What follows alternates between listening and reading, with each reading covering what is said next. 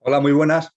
Hola, aquí está. Hola, ya os escucho perfecto. Qué Hola guapos estáis. Patricia. ¿Qué tal, Patricia?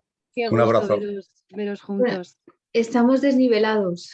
Sí, pero Sí, Lola no, es que pero quiere bien. compartir contigo que su parte de entrevista la deja para otro día, ¿eh? Pero bueno, que te lo diga ella.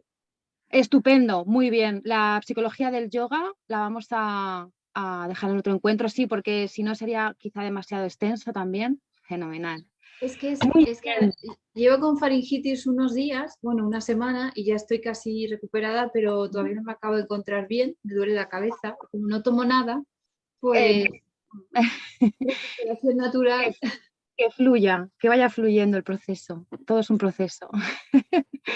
Pues Muy bien. encantada de saludarte, Patricia.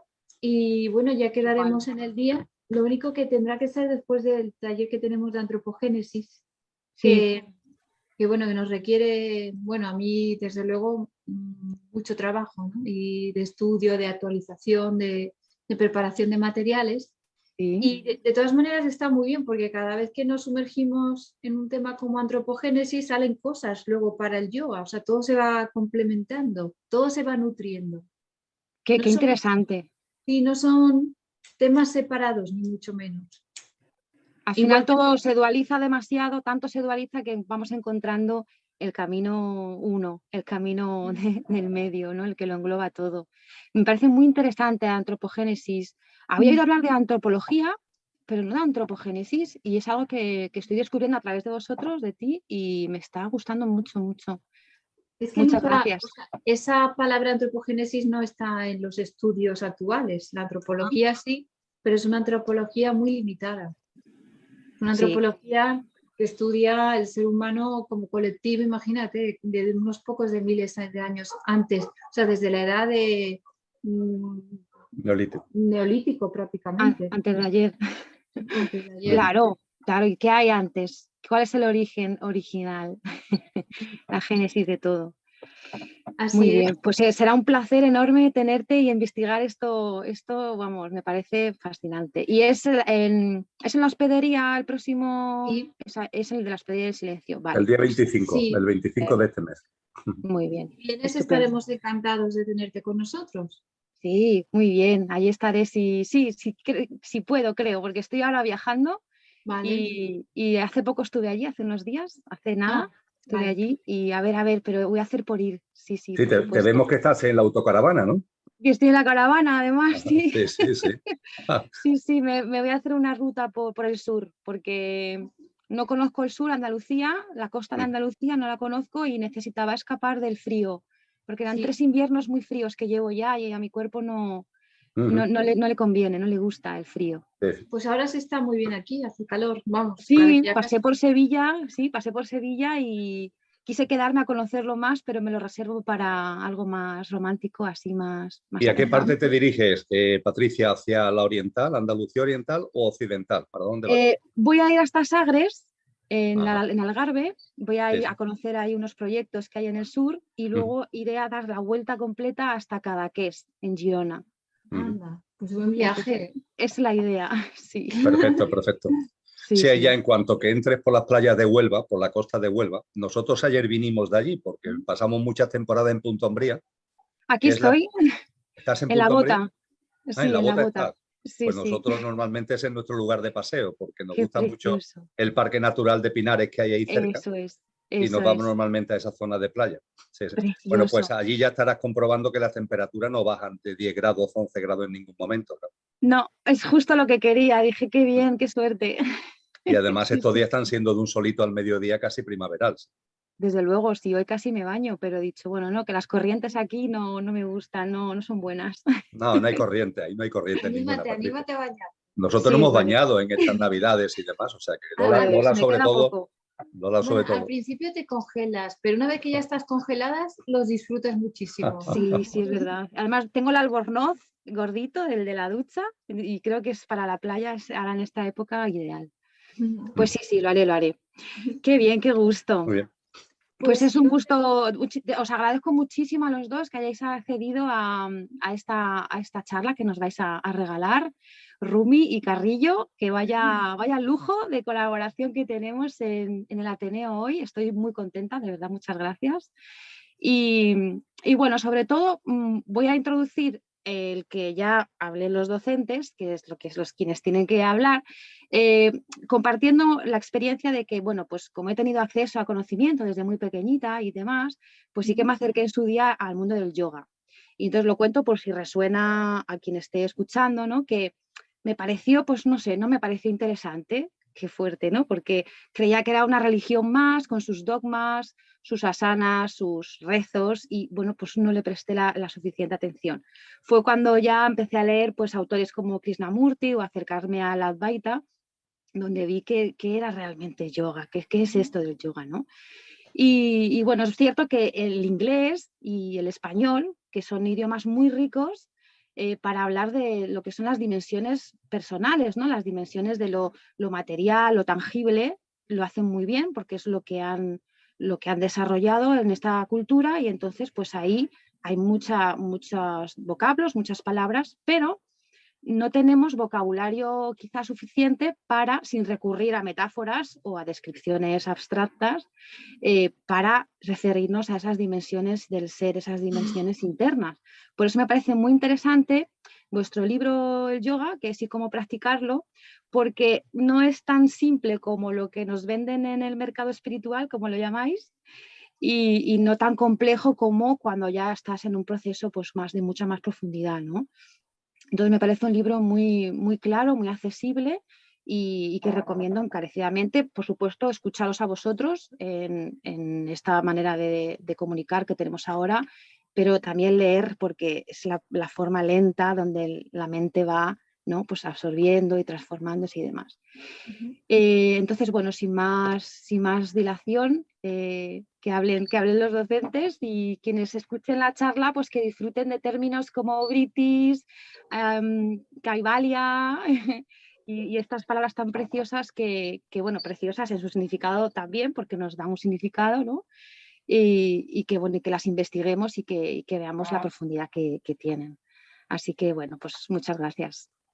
Muchas gracias a ti. Yo le paso la palabra a Emilio, que es quien va a abrir esta parte, y bueno, yo te quedo contigo en hablar sobre la psicología del yoga un poquito más adelante, ya en la fase un poquito más avanzada, porque empezar por la psicología del yoga yo creo que es demasiado intenso. Sí. Bueno, pues un abrazo. Gracias. Otro para ti, preciosa. Chao. Muy bien, Patricia, pues cuando quieras comenzamos.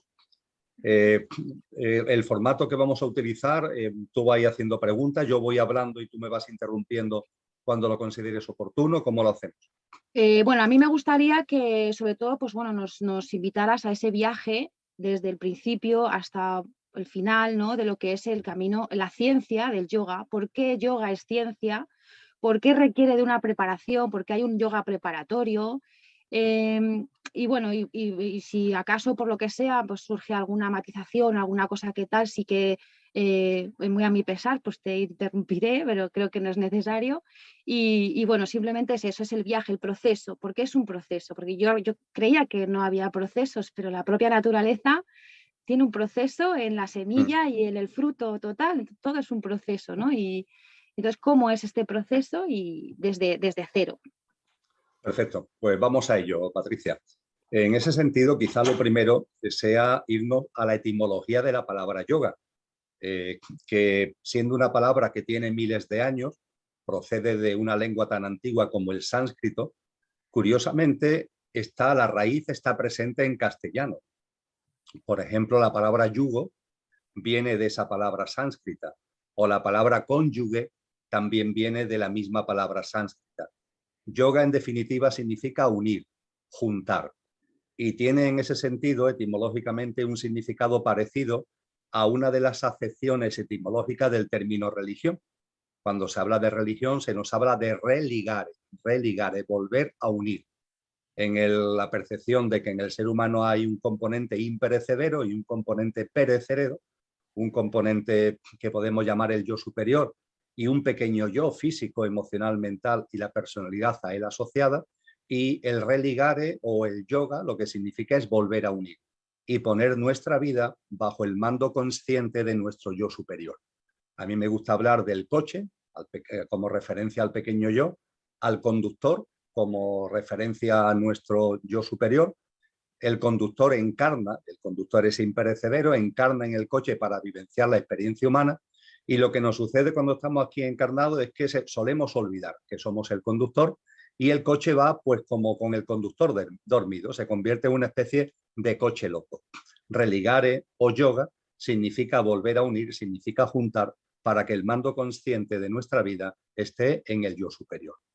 A partir de ahí, sin ningún tipo de dudas, el texto por antonomasia, cuando hablamos de yoga, son los célebres Yoga Sutras de Patanjali, que recogen una tradición muy antigua, porque el yoga tendríamos que remontarnos a no menos de 1000 años antes de Cristo, no menos, posiblemente más. Pero fue siempre una tradición, esa ciencia del yoga fue siempre una tradición de boca a oído. Y no se escribe, no se pone, entre comillas, en un escrito hasta que lo hace el sabio hindú Patanjali. Se cree que en torno al siglo I, siglo II después de Cristo. Pero insisto, la tradición viene de mucho antes.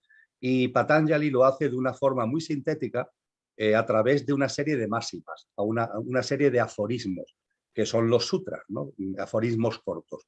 Y el libro de los Yoga Sutras de Patanjali recoge 196 aforismos. Y esos 196 aforismos hacen un recorrido por las nociones fundamentales de yoga, y lo que veremos ahora, Patricia y amigos y amigas, lo que veremos ahora que es el Raja Yoga. El Raja Yoga es una especie de compendio de todos los tipos y de todas las técnicas de yoga, dándole una sistematización a modo de proceso de avance en nuestro sendero espiritual y de conciencia, tal como tú antes señalabas. Entonces, lo primero quizás sea, una vez etimológicamente situado lo que es el yoga, y también con mucha brevedad, acudir a los Yoga Sutras de Patanjali para dar una definición de yoga. Y curiosamente, las definiciones de yoga que encontramos en los Yoga Sutras de Patanjali son 3, no una, sino 3. Y esto al principio puede desconcertar.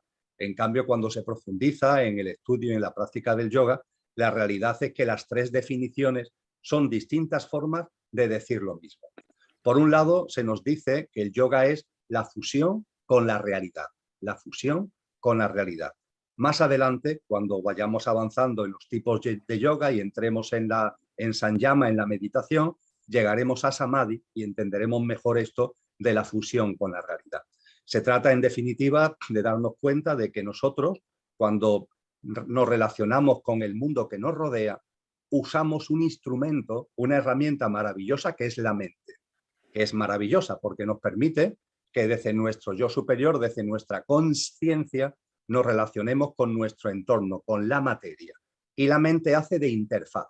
A mí me gusta poner el ejemplo de las gafas, ya que yo llevo siempre gafas. Estas gafas para mí son un instrumento necesario para que yo pueda entrar en relación y pueda conexionar y contactar y vivir en la realidad que me rodea. Si me quito las gafas, no puedo, me mareo, no veo, etcétera, etcétera. Me pongo las gafas y todo perfecto. Ese es el papel de la mente, el papel de manas, que se dice en sánscrito y en el lenguaje del yoga. Ahora bien, lo que tenemos que ser conscientes es que estas gafas, por el uso del día a día, se manchan, igual que nos pasa a las gafas de verdad, que se nos manchan. E incluso puede ser que tengan rayones, que tengan arañazos, que tengan zonas opacas, que se vayan desgastando. Y eso es lo que le pasa también a nuestra mente, que con el día a día, con todas las circunstancias cotidianas, se manchan y se rayan. ¿Y qué sucede entonces? Que lo que vemos a través de las gafas no es la realidad, sino son los rayones y las manchas de nuestra mente. Eso en el lenguaje del yoga se llama vritis, con V y con doble T, como británico, pero con V y con doble T. Vritis. Los vritis son las modificaciones de la mente, los movimientos que hay en la mente, porque las circunstancias del día a día, en lo emocional y en lo mental, nos turban, nos remueven, y eso hace que nuestras manchas, nuestra mente se llene de manchas. A partir de ahí, la fusión con la realidad, ¿qué significa? Que el yoga te ayuda a limpiar todas las manchas que hay en la mente y que las gafas estén impolutas, tan limpias, que lo que nos suele suceder a los que tenemos gafas, que es como si no tuviéramos gafas. Están tan limpias, en tan perfecto estado de uso, que es como si no tuviéramos gafas. El yoga aspira a eso. El yoga, Patricia, no aspira, a veces he leído eso, y es un disparate intrínseco, a destruir la mente, a quitar de en medio la mente. No, la mente está ahí. De la misma forma que los que usamos gafas, ahí están las gafas. El quid de la cuestión está en que esté tan en perfecto estado de uso, estén tan limpias las gafas, es decir, la mente, que es como si no estuviera. Y entonces, cuando la mente está en perfecto estado de uso, entonces te fusionas con la realidad porque no es tu mirada no está siendo interferida por tus rayones, por tus manchas y por tus opacidades. Tenemos que reconocer que muchas veces confundimos la realidad con nuestras turbulencias. Cuando estamos turbados emocional, mentalmente, las cosas las vemos a través de esas turbulencias y por tanto no estamos viendo genuinamente la realidad. El yoga, por tanto... Decías también que, que las britis son como olas, ondas que se levantan a nivel cerebral también, de alta y de baja vibración, ¿no? Sí, quiero decir britis... que hay que trascender, digamos, tanto las altas como las bajas, porque las de alta son muy agradables, las de baja quizá menos, pero ambas son trascendentables. Claro, porque si la primera definición de yoga es la fusión con la realidad, en el sentido que ya acabo de exponer, la segunda, que va al hilo de lo que tú acabas de compartir, la segunda definición de yoga es la inhibición de las modificaciones de la mente. Fíjate que es otra forma de decir lo mismo, y paliar, serenar los movimientos que hay en nuestra mente. Y esos britis, esos movimientos efectivamente son ondas, es decir, tienen cualidad vibratoria, tienen cualidad vibracional. No nos percatamos, pero ahí están. Esos removimientos, esas turbulencias, esas alteraciones, etcétera, etcétera, tienen una condición y tienen una cualidad vibracional. Y esa vibración puede ser densa o puede ser sutil. Evidentemente, las manchas más gordas que tenemos o podemos tener en la mente, que podemos tener en las gafas, son las manchas densas, que devienen de turbulencias emocionales, de noches oscuras, de perturbaciones emocionales y mentales ligadas a esa cantidad de cosas que pueden aparecer en nuestra vida, ligadas a la muerte de seres queridos, a enfermedades nuestras o enfermedades de seres queridos, problemas económicos, rupturas traumáticas de parejas y una amplia gama de mayor o menor intensidad que tienen esa vibración densa, Pero tú muy bien decías que, claro, al ser ondas, en nuestra mente no solamente hay ondas densas, también hay ondas de mayor altura vibracional. Por ejemplo, lo que yo estoy compartiendo contigo aquí ahora, yo espero que a las personas que lo escuchen en su mente no le originen ondas, no le originen britis densos, sino britis de alta gama vibracional. Los britis de alta gama vibracional son muy útiles porque eliminan los densos, contribuyen a limpiar los densos. Pero en el camino del yoga, incluso esas ondas de alta vibración también deben ser inhibidas, también deben ser paliadas en el estadio mayor del yoga, para que la mente no esté en su permanente autopresencia. Pero claro, tenemos que darnos cuenta de que las vibraciones de más alto nivel, durante una fase importante de nuestra vida, son necesarias para eliminar las más densas. Te pongo un ejemplo. Una persona que fallece un ser querido, la turbulencia que tiene en sus gafas, en su mente, es durísima, ¿verdad? Es un rayón inmenso, no es una mancha tremenda lo que el dolor por el fallecimiento del ser querido conlleva.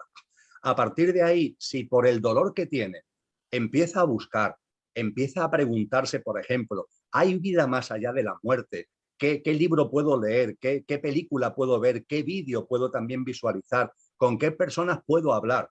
Ese vídeo, ese libro, esa persona te van a introducir en tu mente unos movimientos que no son densos, que son sutiles. Te van a enseñar que la muerte no existe, que la vida es un continuum, que de la habitación de la vida en el plano físico pasamos a través de un estrecho vestíbulo que es el tránsito a la habitación de la vida en el plano de luz. Todo ello, fíjate, va a provocar nuevos movimientos en tu mente. Toda esa información, todo ese conocimiento, todas esas experiencias, pero claro, bienvenido sea ese tipo de movimientos porque te va a ayudar a limpiar los más densos que te tenían destrozado por el fallecimiento del ser querido, aunque eso sí, está introduciendo otra serie de britis más sutiles que con la práctica del yoga también se tienden a eliminar. Con lo que fíjate que ya llevamos 2 definiciones de yoga y estamos viendo la estrecha relación que tiene. Por un lado, la fusión con la realidad, cuando las gafas están perfectamente limpias. Estás viendo, por fin, lo real y no los removimientos que hay en tu mente. Y esta segunda definición, yoga es la inhibición de las modificaciones de la mente, que está en el Yoga Sutra segundo de los de Patanjali. Y fíjate que aún nos queda una tercera definición que aparece allá por el 53 o el 54 de los Yoga Sutras, cuando se nos dice que también el yoga es atenuar las causas del sufrimiento humano. Atenuar las causas del sufrimiento humano. ¿Esto qué significa? Bueno, significa que el ser humano sufre, pero en la ciencia del yoga, siguiendo las enseñanzas, por ejemplo, de Siddhartha Gautama Buda, el dolor no es evitable. El dolor forma parte de la vida, de las circunstancias cotidianas de la vida.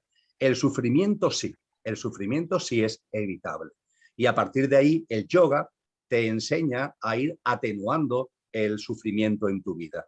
Y se habla entonces en la ciencia del yoga de las causas primarias y las causas secundarias del sufrimiento.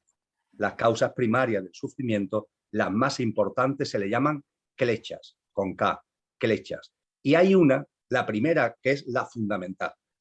No podríamos extendernos en todos los kleshas, pero entonces no iríamos por otro sitio. Pero es que además la primera es la básica. ¿Por qué? Porque la primera se suele traducir en castellano como la ignorancia. La ignorancia es la principal causa, la causa raíz del sufrimiento humano. Entonces, claro, cuando leemos o oímos eso de la ignorancia, se nos abre un interrogante. ¿Ignorancia sobre qué?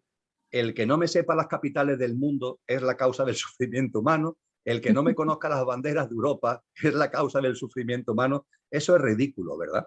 No, hay que profundizar. Y lo que nos enseña la ciencia del yoga es que es una ignorancia muy particular. La gran causa del sufrimiento humano es la ignorancia de lo que eres, la ignorancia de ti mismo, de ti misma, la ignorancia de lo que eres. La ignorancia de lo que eres en el sentido de que olvidas de que eres un conductor encarnado en un coche. La ignorancia de lo que eres desde la perspectiva de que olvidas que eres inmortal, que eres infinito, que eres divino, que eres eterno, que vives, que tu vida no es de este mundo aunque estés en este mundo. No eres de este mundo aunque estés en este mundo y que somos mucho más, por tanto, que algo que esté ligado al espacio-tiempo. Ser y estar. Somos y estamos. Es verdad que estamos aquí en este plano que es maravilloso por otra parte, pero somos algo que está más allá de este plano. Cuando olvidamos que somos el conductor, cuando olvidamos que tenemos una parte imperecedera que constituye nuestro verdadero ser, entonces nos precipitamos en la ignorancia. Y ahí viene toda la razón del sufrimiento. ¿Por qué la muerte, por ejemplo, ocasiona tanto dolor? Porque muchas personas creen que la muerte es el final de todo. Si tuviéramos integrado que la muerte es simplemente una puerta que se abre para seguir a otra habitación de la vida, hombre, tendríamos la lógica añoranza del ser querido que físicamente ya no está con nosotros, pero tendríamos la certeza de que sigue vivo e incluso tendríamos la capacidad de percibirlo desde ese otro plano de luz al que pasa a estar, desde esa otra habitación de la vida al que pasa a estar.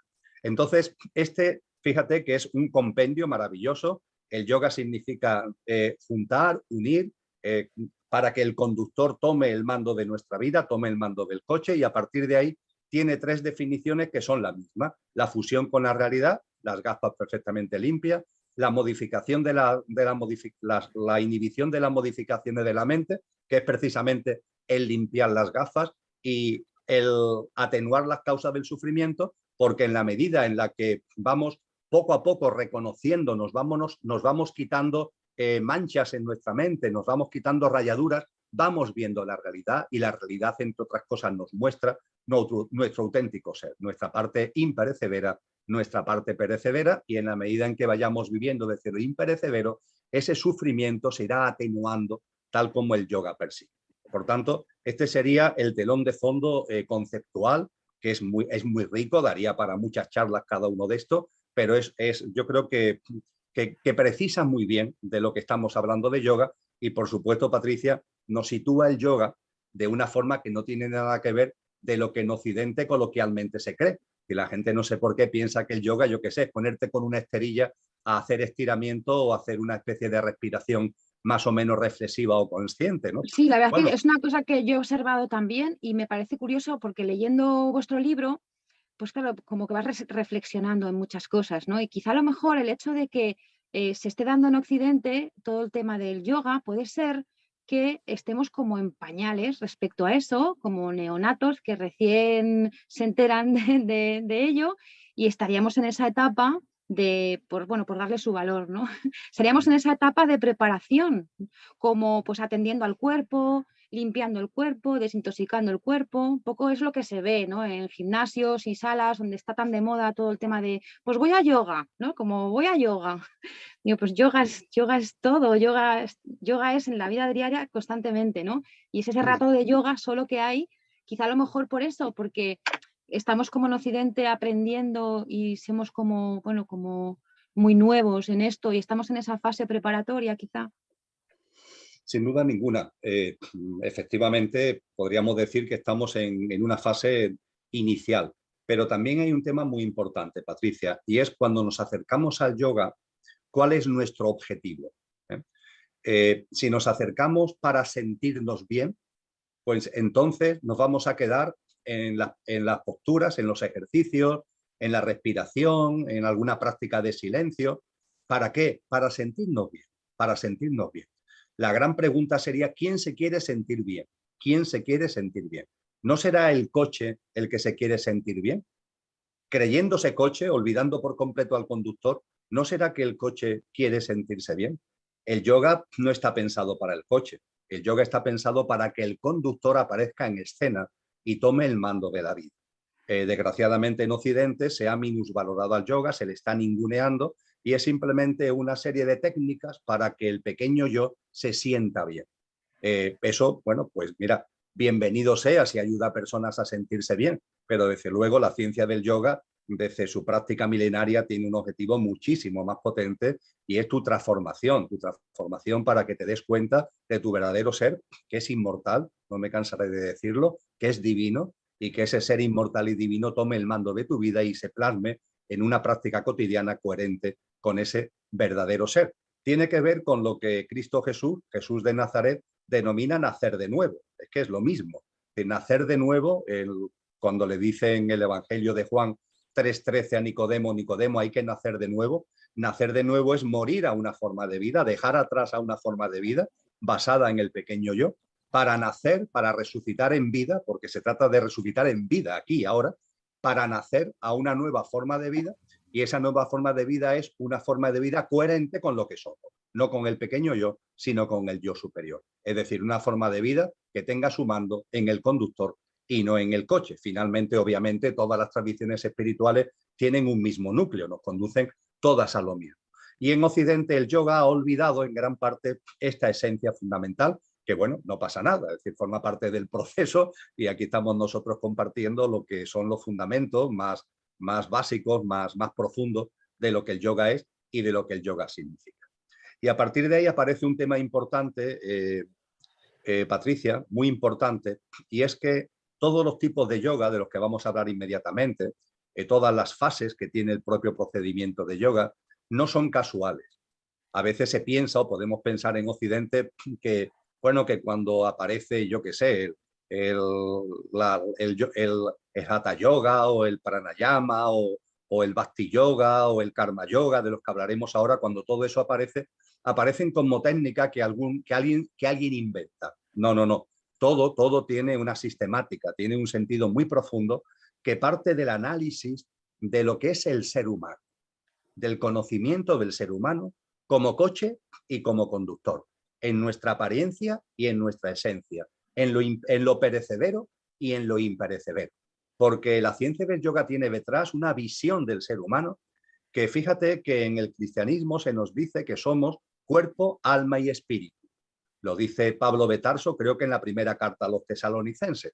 Una visión trina del ser humano donde, fíjate, el cuerpo sería todo lo ligado a lo perecedero, el pequeño yo físico, emocional y mental, y la personalidad a él asociada, eso sería el cuerpo, y alma y espíritu son dos componentes de lo imperecedero.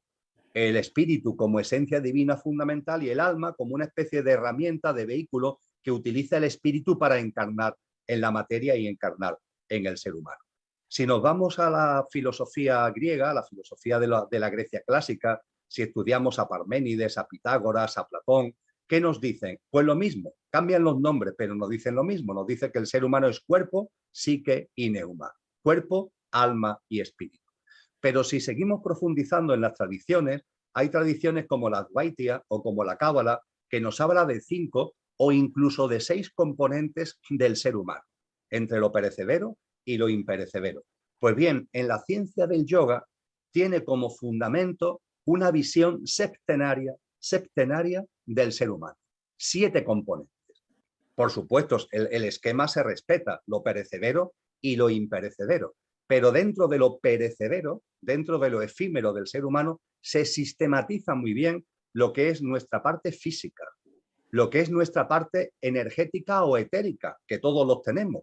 Cuando se pinchan las agujas de acupuntura en la piel, no se pinchan en cualquier sitio, se pinchan en enclaves energéticos porque el ser humano tiene un sostén etérico o energético. Los chakras, de los que tanto se habla, tienen que ver con ese componente etérico o energético del ser humano.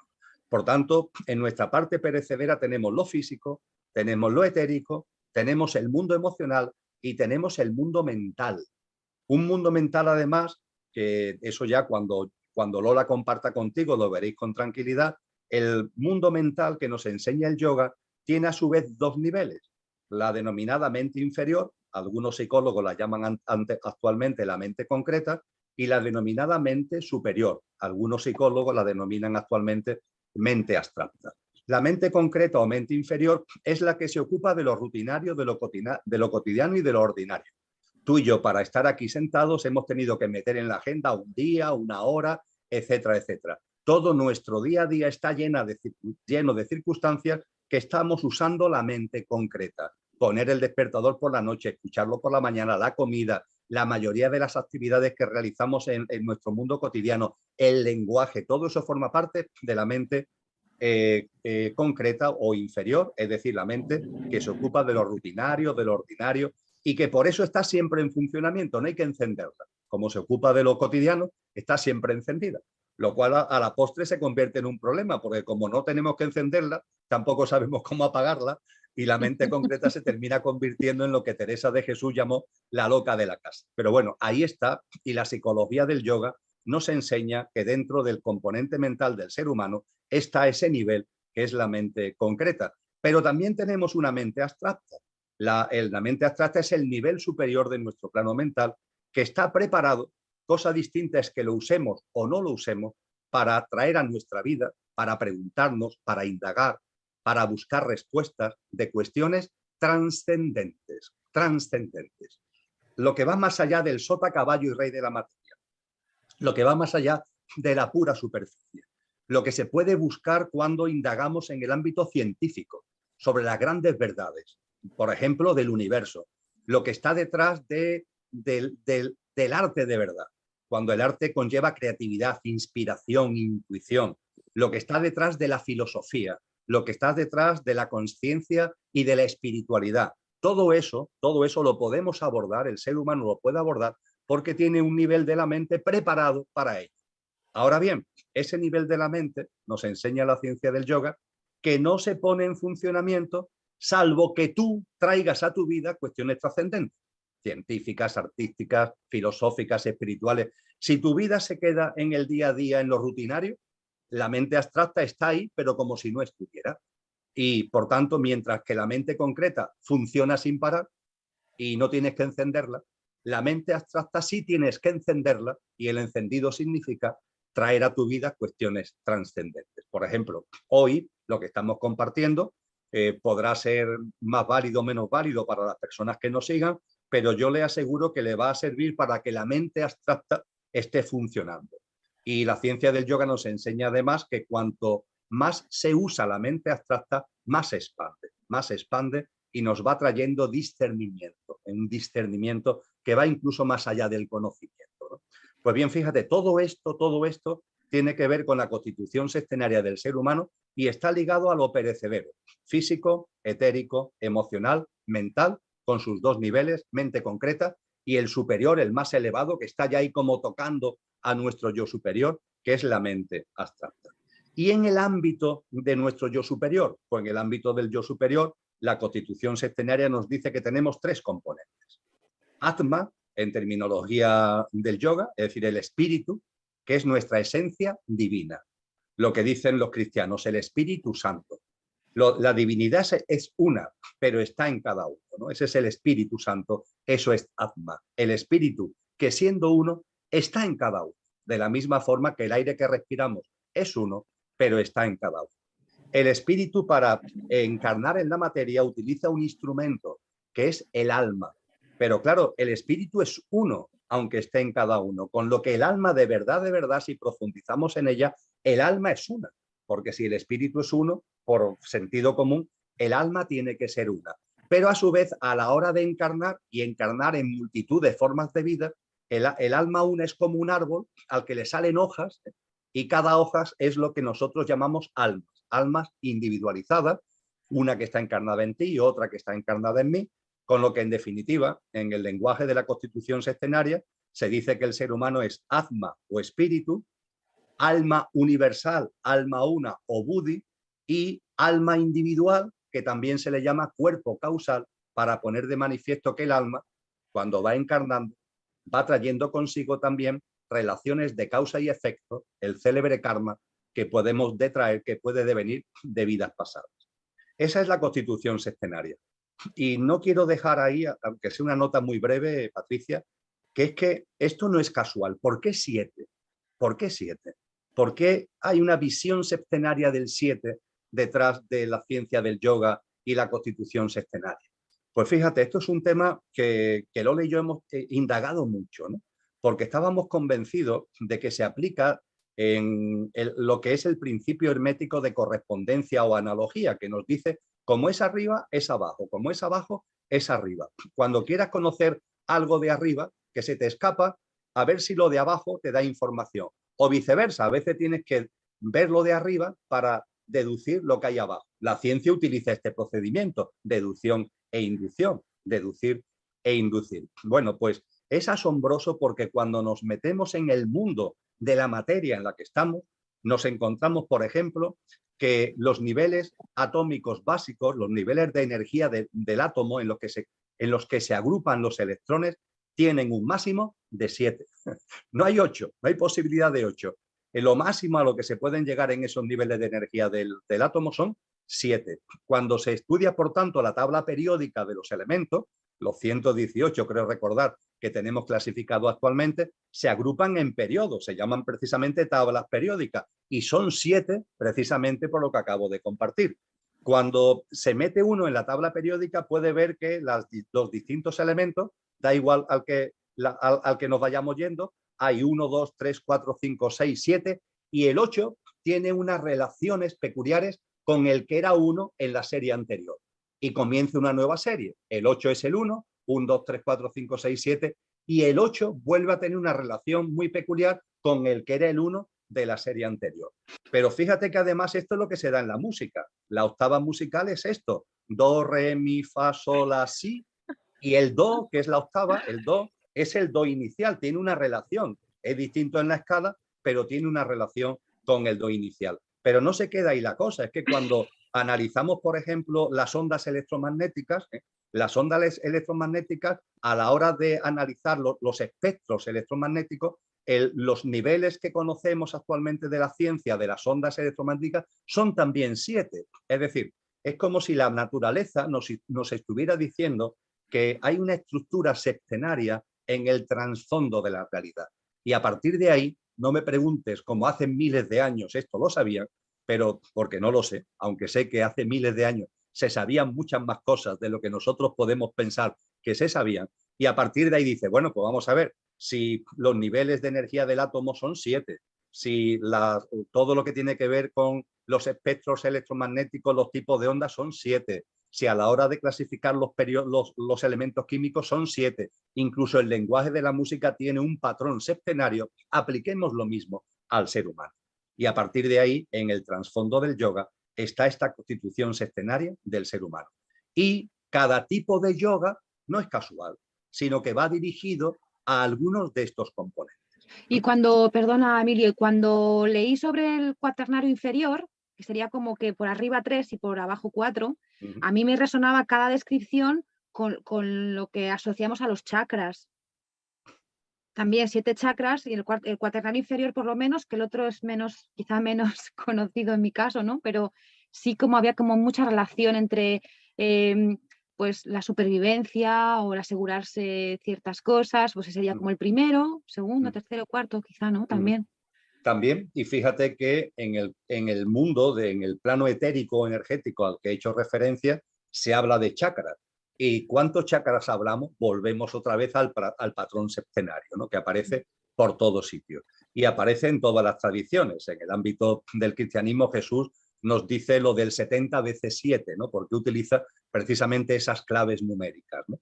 Pues eso está presente en todas las tradiciones. Y a partir de ahí, los distintos tipos de chakras, de chakra de yoga, que podemos percibir a veces como aislados, no están aislados, sino que tienen un sentido profundo. El llamado Hatha Yoga son ejercicios físicos, son posturas. ¿A qué componente de la constitución septenaria se dirige el Hatha Yoga? Al cuerpo físico. Se trata de que nuestro cuerpo físico esté sano, de que nuestro cuerpo físico esté elástico, de que nuestro cuerpo físico esté en condiciones de estar al servicio del conductor. No que esté enfermo, no que esté maltrecho, no que tenga comportamiento sedentario, etcétera, etcétera, etcétera. Y para eso en el yoga se usan las asanas, las posturas, los ejercicios que reciben el nombre de asana y que son el componente fundamental del llamado Hatha Yoga, que va dirigido, repito, al cuerpo físico. Nuestro cuerpo etérico o energético, a la hora de tenerlo en buen estado, de que nos aporte, el cuerpo etérico está en conexión con la vida que nos rodea, Patricia. Es lo que recoge la vida de alrededor, que es lo que en la terminología oriental se llama el prana. El sol, los árboles, la playa, la montaña, los parques, están llenos de vida, están llenos de pranas. También una calle en una ciudad céntrica, pero menos. Es un prana más capiti disminuido. No tiene nada que ver con lo que nos dan los rayos del sol, lo que nos dan los parques, la naturaleza en general, la montaña, la playa, etc.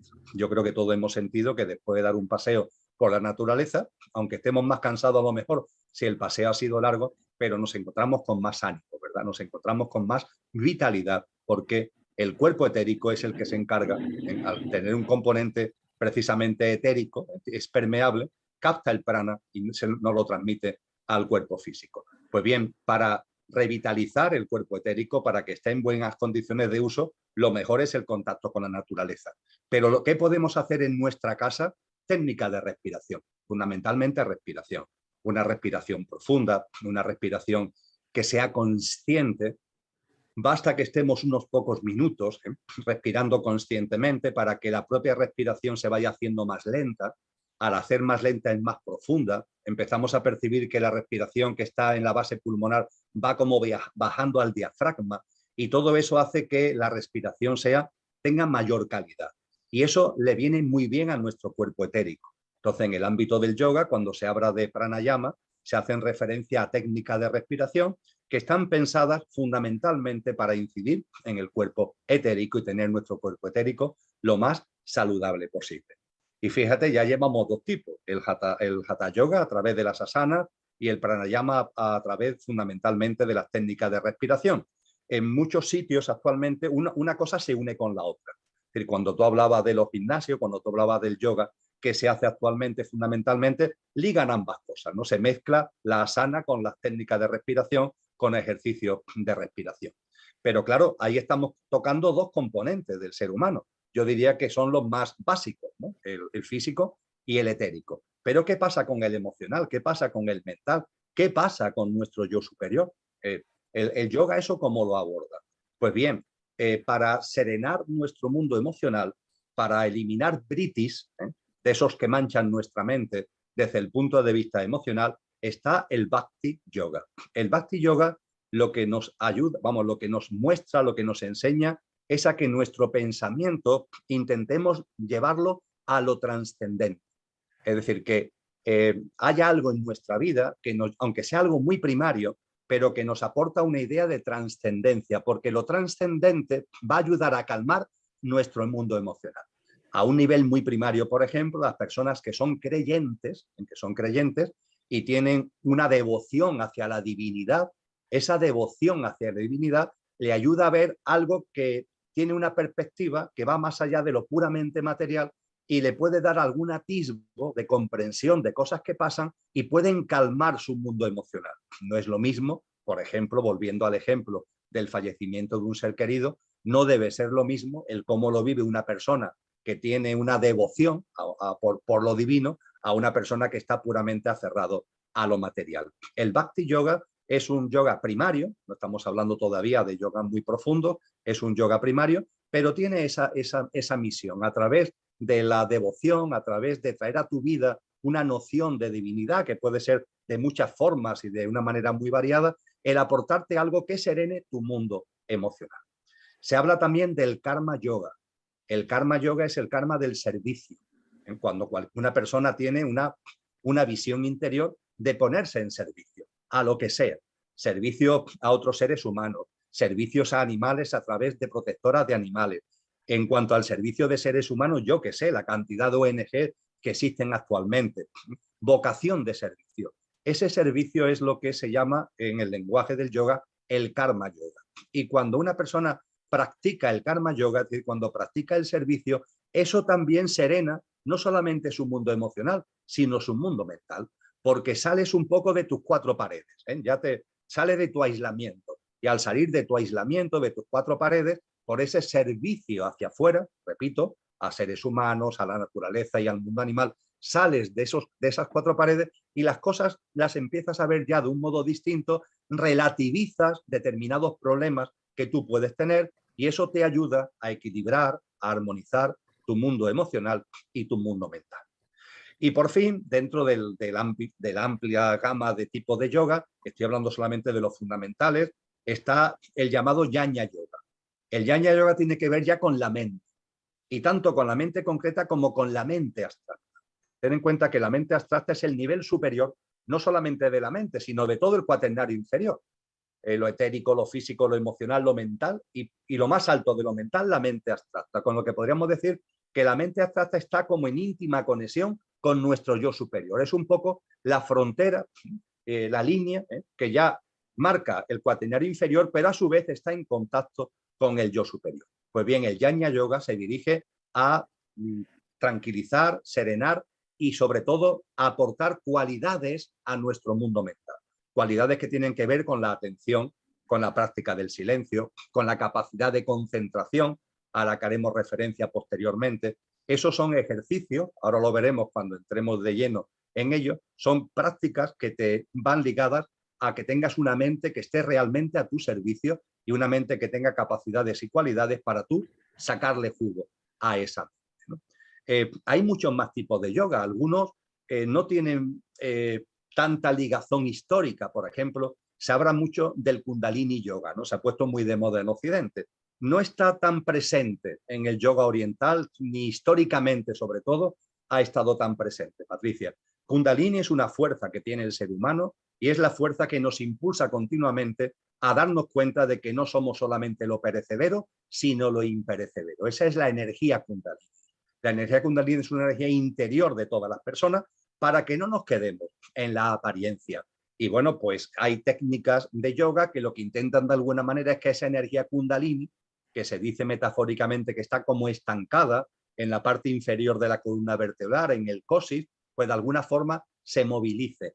Pero la realidad es que la movilización de la Kundalini solamente se consigue con una práctica de vida. No se consigue, por mucho que nos gustaría, a través de posturas o a través de ejercicios, que no digo que no ayuden a ir enderezando tu vida, pero cuando una práctica de vida es coherente con nuestro verdadero ser, es decir, cuando vamos saliendo de las ataduras del egoísmo, del egocentrismo, del materialismo, del antropocentrismo, del economicismo, del alejamiento de los seres humanos y de la naturaleza, cuando vamos saliendo de esa dinámica de vida y vamos viviendo con más compasión, con más ternura, con una mano tendida, con más capacidad de empatía, de solidaridad, de cooperación, etcétera, etcétera, es cuando Kundalini realmente, esa energía, se pone en marcha y es como un incentivo que tenemos permanente a seguir avanzando por ese sendero. Pero Patanjali, ¿qué es lo que nos dice? Que todo esto que acabo de compartir debe ser sistematizado, no como compartimentos estancos, sino como una única práctica. Y ahí aparece, antes señalaba el término, el Raja Yoga, que es la esencia de los Yoga Sutras de Patanjali. El Raja Yoga coge todo lo que hemos venido hablando hasta ahora, Patricia, todo, y lo ordena en una práctica además que se nos dice esto va primero, esto va después, y así sucesivamente. Es decir, una práctica ordenada, que no es que para pasar a la segunda fase hayas tenido que completar entera la primera, pero sí es preciso que empiece por la primera y después pasar a la segunda y después pasar a la tercera, porque tiene un sentido como creo que ahora vamos a poder ver. Y ese Raja Yoga tiene unos componentes que se llama el yoga inferior, por llamarlo de alguna manera, y unos componentes que se llama el yoga superior, por llamarlo de otra manera. Pero en cualquier caso, cada uno de estas fases del yoga, insisto, forman parte de un proceso. Así que si quieres, me preguntas lo que sea y si no, pues ya entramos, cuando tú me digas, entramos en estas distintas etapas del yoga que recogen todo lo que hemos venido hasta ahora compartiendo, lo ordena, lo sistematiza en distintas etapas. Lo que viene ahora sería el tema de concentración y atención, o estaría en esta parte, porque me genera duda. Aún nos queda un pasito para llegar a eso. Aún queda, exacto. No nos queda mucho, pero nos queda todavía un pasito para llegar a eso. Sí, eso es. Continúa. Más que nada, bueno, pues que sea por propia vocación y amor a hacerlo, desapegarse del resultado, porque a veces es como que practicamos algunas cosas pues por la experiencia, porque vas a vivir la Kundalini y eso es una experiencia maravillosa, y solo por este mercado espiritual que ofrece experiencias y productos y servicios ya como acabados, ¿no? Sino que sea realmente un acto de amor voluntario, porque no puedes no hacerlo, simplemente porque sale pues por una vocación y ya está, ¿no? Además, Patricia, es que cuando se te vende como un producto así envasado la meditación, si no has avanzado antes en las etapas previas, no es meditación, es un imposible. Es otra cosa, pero no debería ser llamado meditación. La meditación requiere que haya antes en la persona, haya una especie de preparar el terreno para que la meditación sea posible. Yo creo que ahora cuando hablemos de las etapas del Raja Yoga, tal como nos enseña Patanjali, creo que esto se puede entender bastante bien.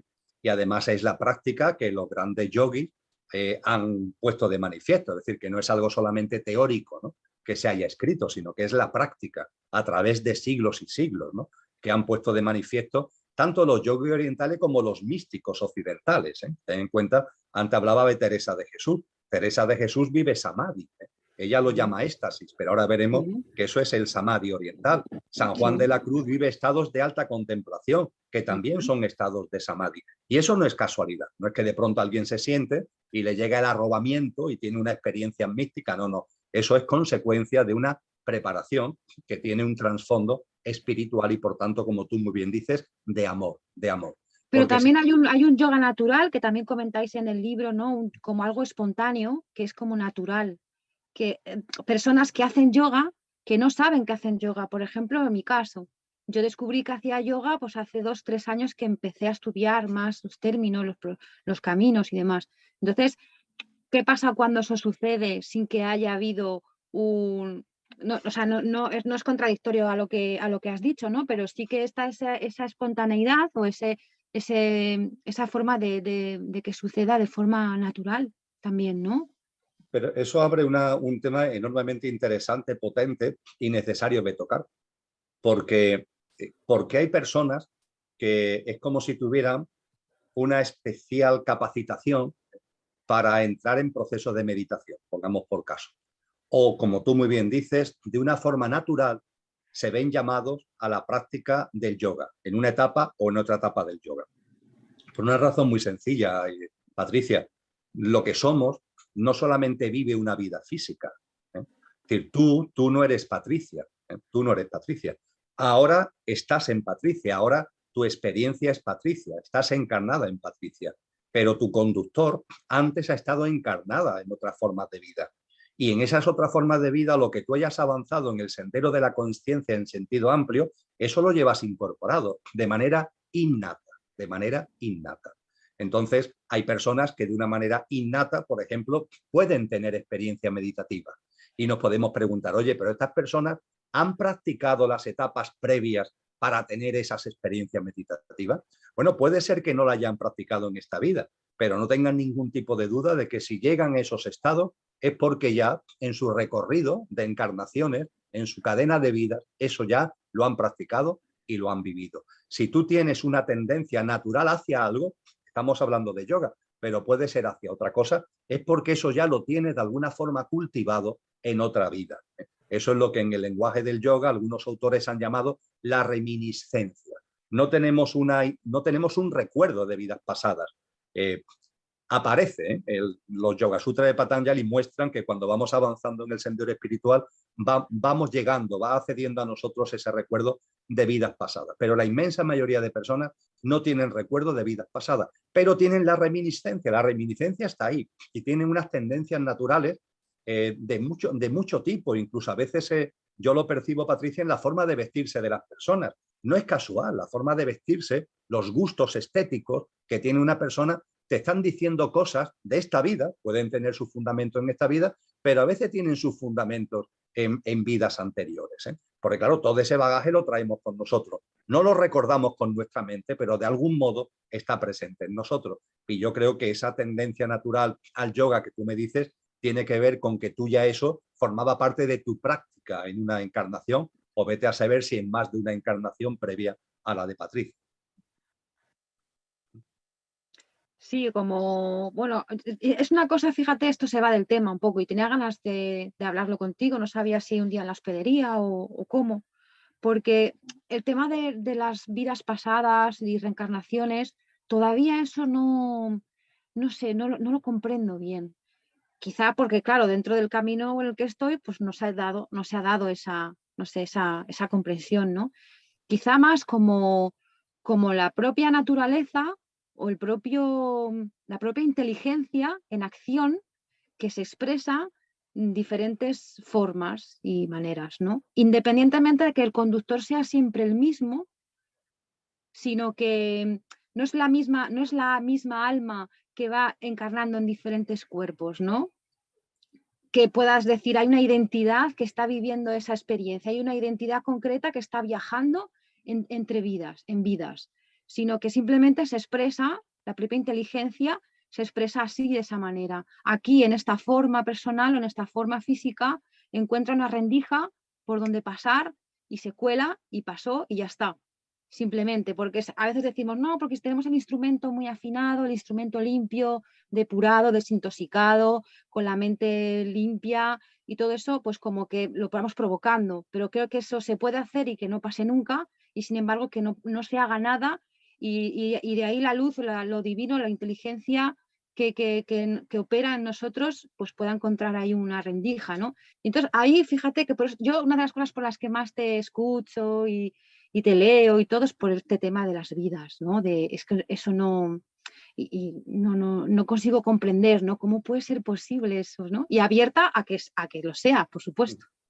Sí. Bueno, de hecho, la mayor parte de las tradiciones espirituales del mundo, las que agrupan al mayor número de miles de millones de personas, tienen clara la noción de reencarnación. La noción de reencarnación está presente en todas las tradiciones orientales, del budismo al hinduismo, pasando por otras muchas tradiciones del mundo oriental. Es un tema que yo he estudiado en profundidad. En el cristianismo original también estaba todo lo que tiene que ver con la encarnación y con las reencarnaciones. Claro, es que encarnar y reencarnar es muy diferente, ¿verdad? Claro, claro. No tiene nada que ver. Encarnar parte de la idea que, si lo observas con un poquito de detenimiento, tiene muchas aristas raras. Es decir, la noción de que algo superior encarna y en una vida despliega lo que corresponda desplegar y ya está. Despliega lo que pueda desplegar y ya está. Y a partir de ahí ya todo está hecho y ya vendrá el mundo superior, el mundo eterno, el cielo, como lo queramos llamar. Eso está lleno de aristas, es decir, porque no es lo mismo el bagaje que puede adquirir una encarnación cuando se hace en un feto, que por ejemplo el feto, de modo provocado, de modo natural, fallece a los 3 meses, ¿no? ¿Qué bagaje experiencial tiene esa forma de vida, ¿no? No es lo mismo que una persona que vive 100 años, pongamos por caso. No es lo mismo nacer en un ámbito cultural u otro, en una situación socioeconómica u otra, nacer con unas características físicas u otras características físicas, unas características mentales u otras características mentales. La cadena de vidas o reencarnación lo que te dice es que el alma, que siempre es la misma, va reencarnando, viviendo distintas experiencias. Todas tienen un mismo objetivo. El objetivo, ¿cuál es? Que ese alma vaya ganando en autoconsciencia, entendiendo por autoconsciencia el recuerdo de lo que auténticamente somos y la práctica de vida coherente con eso que auténticamente somos. En el capítulo 25 del Evangelio de Mateo, Cristo Jesús, al hablar del alma, utiliza la metáfora de una lámpara de aceite y dice que estamos ya llamados a ir llenando la lámpara de aceite. Cada uno va a su ritmo. De hecho, en esa parábola del capítulo 25 del Evangelio de Mateo, hay 10 mujeres, hay 5 que van llenando la lámpara y otras 5 que están ahí entretenidas, distraídas y a lo suyo, ¿no? Ese llenar la lámpara no es solamente algo de una vida, sino que es algo que vamos sembrando y recogiendo la cosecha de vida en vida, y es así como vamos llenando la lámpara que está llamada a que en un momento determinado de nuestro proceso evolutivo se llene, ¿no? Cosa que hasta ahora, según nos dicen los maestros y los sabios y sabias, no han conseguido todavía muchos seres humanos, pero estamos llamados a llenar la lámpara. Podríamos decir que llenar la lámpara es culminar la experiencia humana. Es la experiencia que los hinduistas llaman los mahatmas, las grandes almas, que han llenado la lámpara de aceite. Es lo que el budismo llama los bodhisattvas. Es lo que nosotros llamaríamos en nuestro argot los maestros y maestras, ¿no? Y es curioso porque además estas tradiciones, por ejemplo el budismo, nos enseña que cuando una persona se transforma en bodhisattva, es decir, el alma ya ha llenado la lámpara de aceite, lo más probable es que haga lo que ellos denominan el voto del bodhisattva. ¿Y el voto del bodhisattva cuál es? Yo ya no necesito encarnar, he salido, me he liberado de la cadena, del samsara, de la cadena de reencarnación, y ya no tengo que volver a encarnar porque ya le he sacado todo el jugo a la cadena de encarnaciones. Me he liberado, entre comillas, es la liberación, ¿no? Pues bien, el bodhisattva, nos dice la tradición budista, un número, no habiendo habido muchos en la historia de la humanidad, la mayor parte de los que lo han conseguido, lo que han hecho es el voto del bodhisattva. Y el voto del bodhisattva es un compromiso con uno mismo, no es con nadie, un compromiso álmico, espiritual, de seguir encarnando, Patricia, de seguir encarnando. ¿Por qué? Si ya no necesito experiencia, ya no necesito vivir nada para echar aceite en mi lámpara. Vale, pero hay mucho sufrimiento. Hay muchos seres que sufren. Y mi compromiso es seguir encarnando por el amor, no por mí, sino por amor, para colaborar, para compartir, para acompañar a todos esos seres que sufren. Y el voto del bodhisattva es tremendo, porque dice algo así como el compromiso de volver a encarnar mientras que haya sufrimiento de cualquier ser sintiente, no de cualquier ser humano, sino de cualquier ser sintiente en cualquiera de los mundos, porque en este mundo hay muchos mundos, hay muchos reinos de la naturaleza, fíjate que el voto es espectacular, ¿no? Bueno, pues el amor llega hasta eso, el amor llega hasta que hay en estos momentos dimensiones álmicas y espirituales que han completado su proceso en la encarnación humana y que siguen encarnando y que nos siguen acompañando por amor y por compasión ante la cantidad de sufrimiento que todavía, y es mucho evidentemente, sigue habiendo en este mundo de seres humanos y no humanos. Decía un amigo hace pocos meses, nos contaba una historia, como una parábola o algo así, no sé muy bien de qué fuentes, ¿no? Y decía que estaban pues todos en las puertas del cielo, ahí donde San Pedro, estaban todas las almas esperando a que viniera el maestro pues para ya pasar al cielo, ¿no? Y estaban ahí esperando, ya llega San Pedro, o bueno, el guardián de las puertas del cielo, yo no sé muy bien contar las historias, y muy bien, ya está usted aquí, maestro, ya está usted aquí, qué bien, estábamos esperando, queremos entrar. Y el maestro dijo, no, no, no podéis entrar. ¿Cómo que no? ¿Pero cómo nos hace esto? Por favor, si estamos aquí deseando y tal, hemos hecho todo lo que debíamos. Y dice, no, porque no estáis todos. Y si no estáis todos, no se abren las puertas del cielo. Y me parece una historia preciosa, ¿no? Porque entonces en ese caso, los que estaban ahí, ¿qué tenían que hacer? Pues volver a por los demás, ¿no? Algo así. Es muy bello y bueno, no se trata de Sí. que nos vayamos ahora por otro derrotero, No. pero la humanidad está viviendo ahora algo parecido. En el proceso evolutivo hay fases, hablábamos de 7, hay distintas fases en el proceso evolutivo también de la humanidad. Y en estos momentos hay una fase humana, una generación humana, dice Cristo Jesús, que está llegando a su final, para que se abra paso una nueva generación humana que va a vivir desde unos parámetros que ya no van a ser los egoicos y egocéntricos que han sido los pilares de esta humanidad. Esta humanidad ha servido para lo que ha servido, pero ya está agotada, entre comillas. A partir de ahí, las almas estamos llamados a participar en esa nueva humanidad. Esa es la parábola del capítulo 25 de Mateo de las 10 mujeres. Esas 10 mujeres están esperando un cambio de ciclo, están esperando que llegue el novio, que se abran las puertas del banquete. Y no hace falta, para pasar a esa nueva humanidad, no hace falta tener la lámpara llena. Sí se necesita un nivel mínimo requerido, un nivel mínimo. Y las mujeres que están llenando la lámpara, dicen las otras, hombre, llenar la lámpara porque va a llegar el novio y como no tenga ese nivel mínimo no vaya a poder disfrutar del banquete. Cosa que finalmente es lo que ocurre. Es decir, hay 5 que pasan, entran en el banquete y 5 que no pueden entrar en esa nueva humanidad. Pues bien, yo creo que en este momento estamos en un estadio donde dentro de la humanidad hay ya una masa crítica, una masa potencial álmica, lo suficientemente potente como para que surja la nueva humanidad. Y creo que hay un pacto de amor entre almas, de habernos concedido una prórroga, a ver si son más almas, a ver si son más almas las que van teniendo ese nivelito de aceite mínimo para poder participar en esa nueva humanidad. O sea, que estoy convencido que tanto en lo mayor como en lo menor, este tipo de pactos de amor se hacen y son muy hermosos cuando empezamos a divisarlo, como el pacto de amor que tienen con nosotros las almas encarnadas en las otras formas de vida, Patricia, en el mundo animal, en los reinos de la naturaleza. A esas almas se le llaman almas grupales porque la forma de vida en la que encarnan no tienen autoconsciencia. Un perrito, un gatito, un ciervo o una planta no tiene percepción de yo, no tienen autoconsciencia, con lo cual el alma no es una hoja, no está individualizada. Diríamos que es como una rama de ese árbol al que hacíamos referencia antes, ¿no? Pues bien, esas almas grupales encarnadas en todos los reinos de la naturaleza con el ser humano están demostrando un amor enorme, porque están sufriendo mucho, le estamos originando muchísimo dolor y ahí están acompañándonos. Y si compartí antes que hay un pacto de amor entre las almas encarnadas en humanos que ya tienen capacidad para formar parte de la nueva humanidad, pero nos hemos dado un tiempo, venga, vamos a hacer una especie de prórroga a ver si somos más, si eso es un acto de amor, el de las almas grupales, de esa naturaleza que está ahí acompañándonos sin rechistar calladamente y mostrando un amor inmenso. Ese pacto de amor es descomunal. La verdad es que cuando este tema lo reflexiono me emociono muchísimo, tanto desde el punto de vista de las almas humanas, pero también, y muy importante, el tema de las almas de todos los reinos de la naturaleza. Qué bonito, qué hermoso. Vale, y bueno, si quieres, seguimos donde nos quedamos, en el tema del yoga.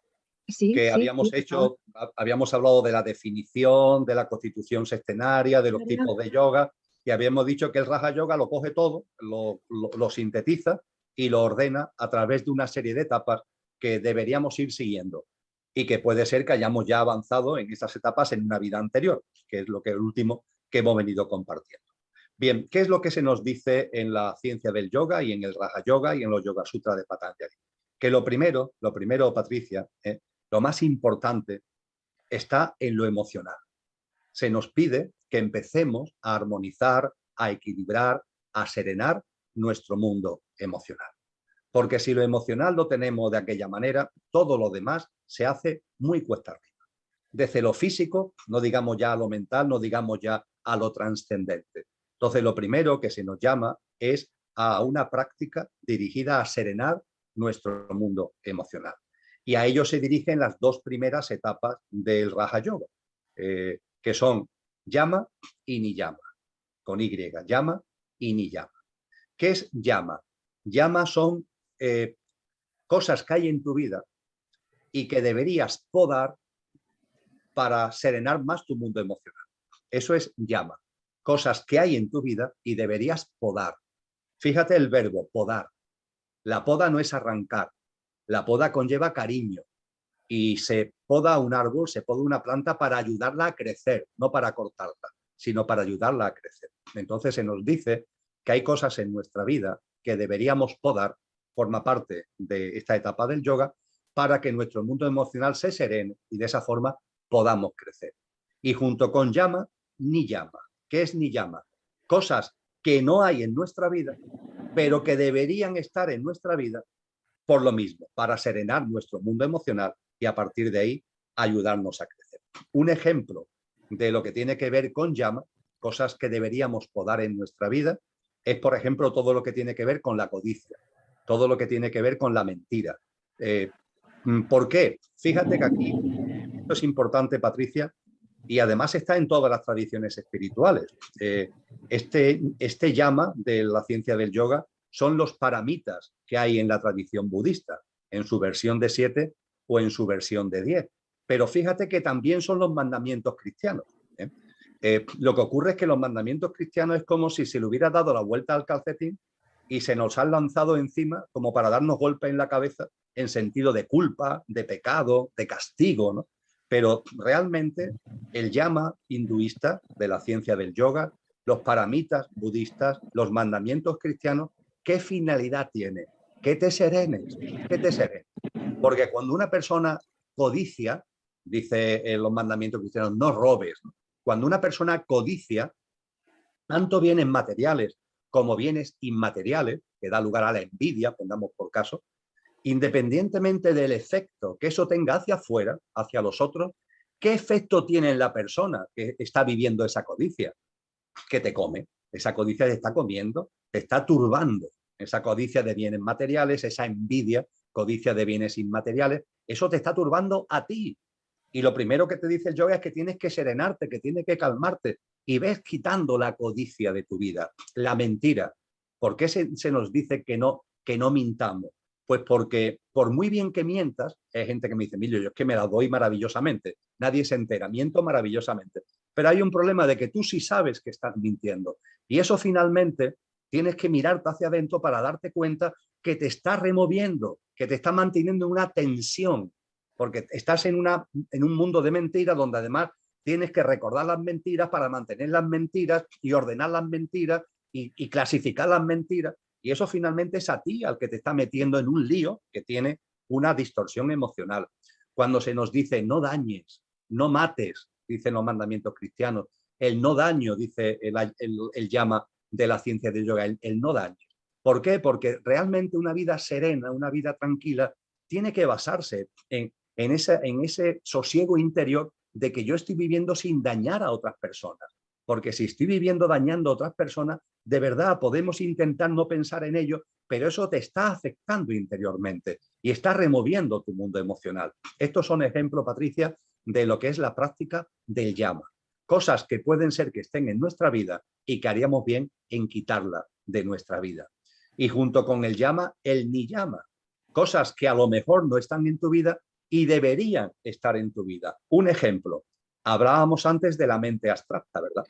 Y que la mente abstracta solamente la usamos cuando traemos a nuestra vida cuestiones de tipo trascendente. Pues bien, eso deberíamos traerlo a nuestra vida, es decir, deberíamos meter en nuestra vida que yo no sé si todos los días, pero por lo menos algunas veces a la semana, que menos que algunas veces a la semana, leer un libro, ver una película, mantener un coloquio con amigos que nos traigan a nosotros cuestiones que tengan un cierto nivel, porque eso va a hacer que la mente abstracta la usemos, la expandamos y nos va a aportar discernimiento, un discernimiento que nos va a ayudar a ir teniendo una perspectiva de la vida más amplia, no tan cerrada en lo egoico y en lo egocéntrico.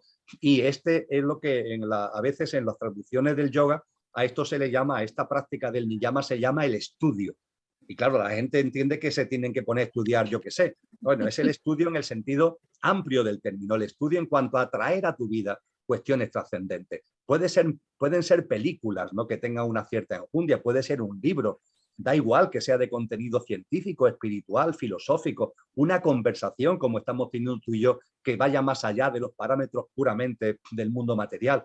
Todo eso forma parte del niyama, ¿no? Son prácticas que debemos introducir en nuestra vida, que no suelen estar y que si están deberíamos potenciar, porque con el yama y con el niyama vamos serenando nuestro mundo emocional, porque el discernimiento te va dando una perspectiva más amplia de la vida que te ayuda a serenar tu mundo emocional. Decía Elena Blavatsky en su libro La voz del silencio, monta el ave de la vida.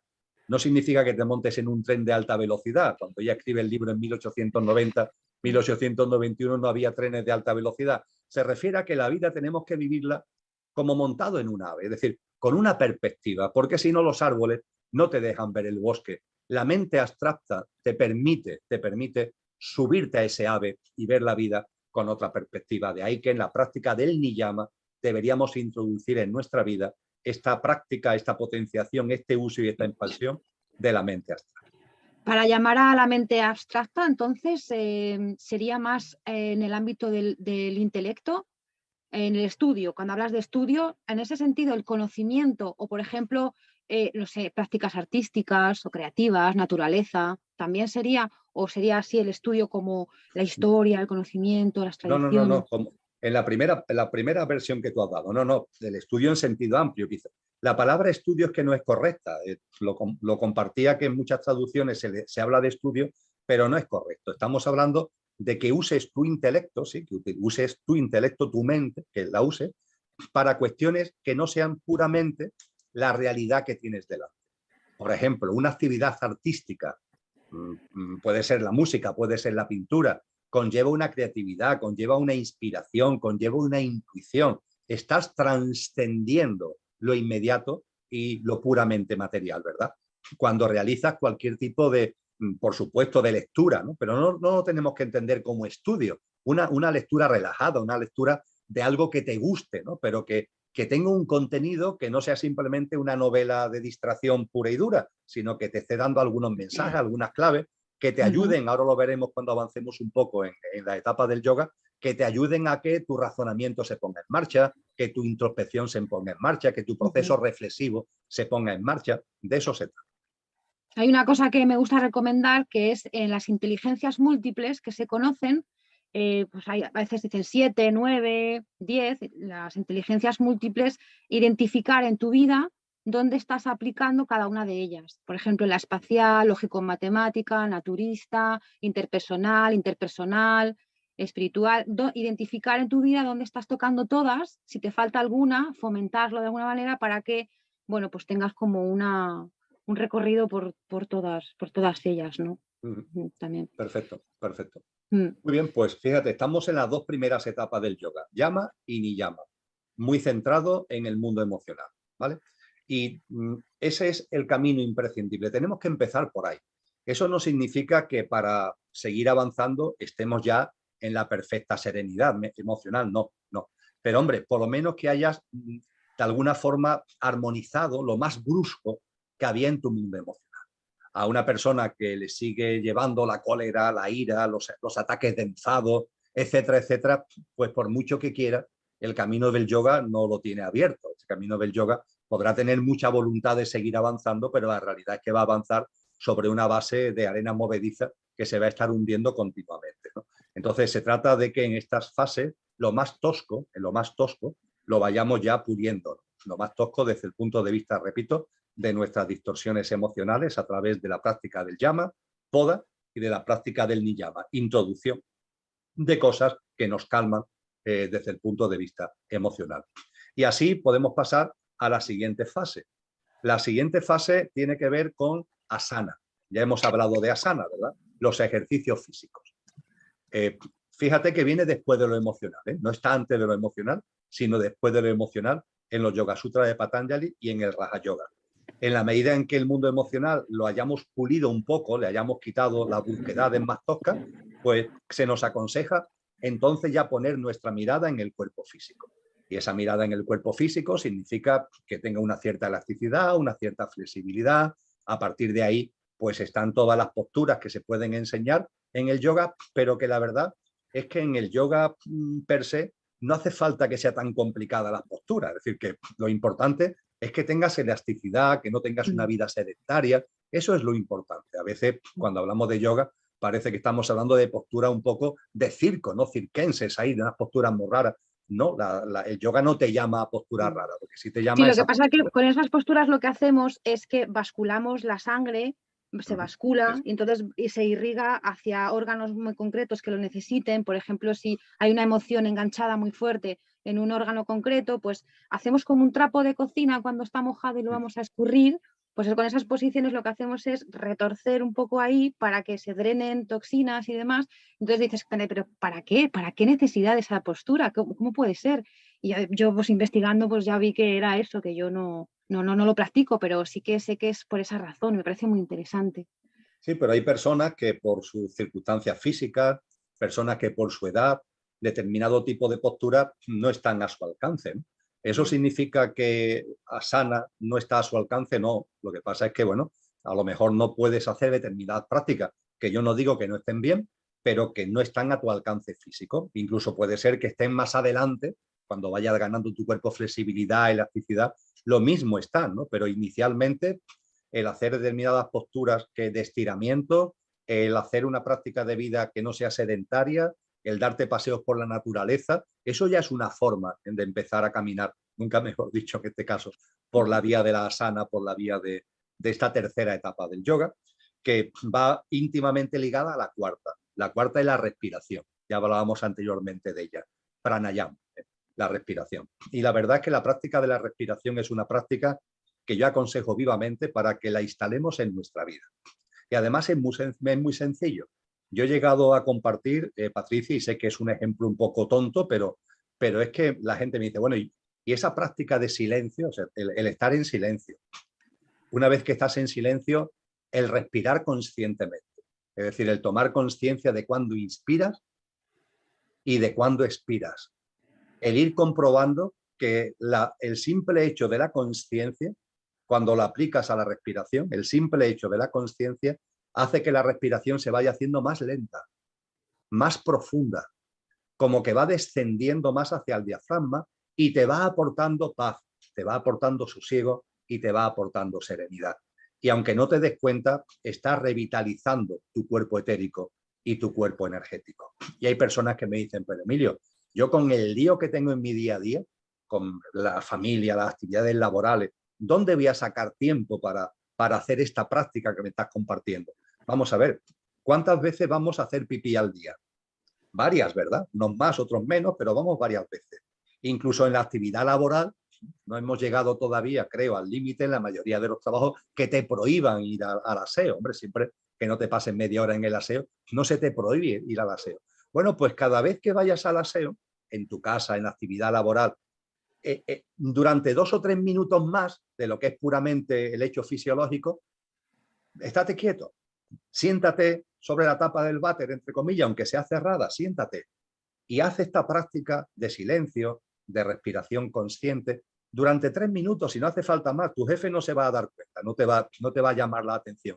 Y esto, cuando lo vamos haciendo varias veces al día, se convierte ya en algo habitual, tan habitual que vas por la calle andando y casi sin darte cuenta lo estás ejercitando. Es decir, porque también andando se puede hacer esto, siempre que no vaya a un ritmo de estrés, se puede hacer esta respiración consciente.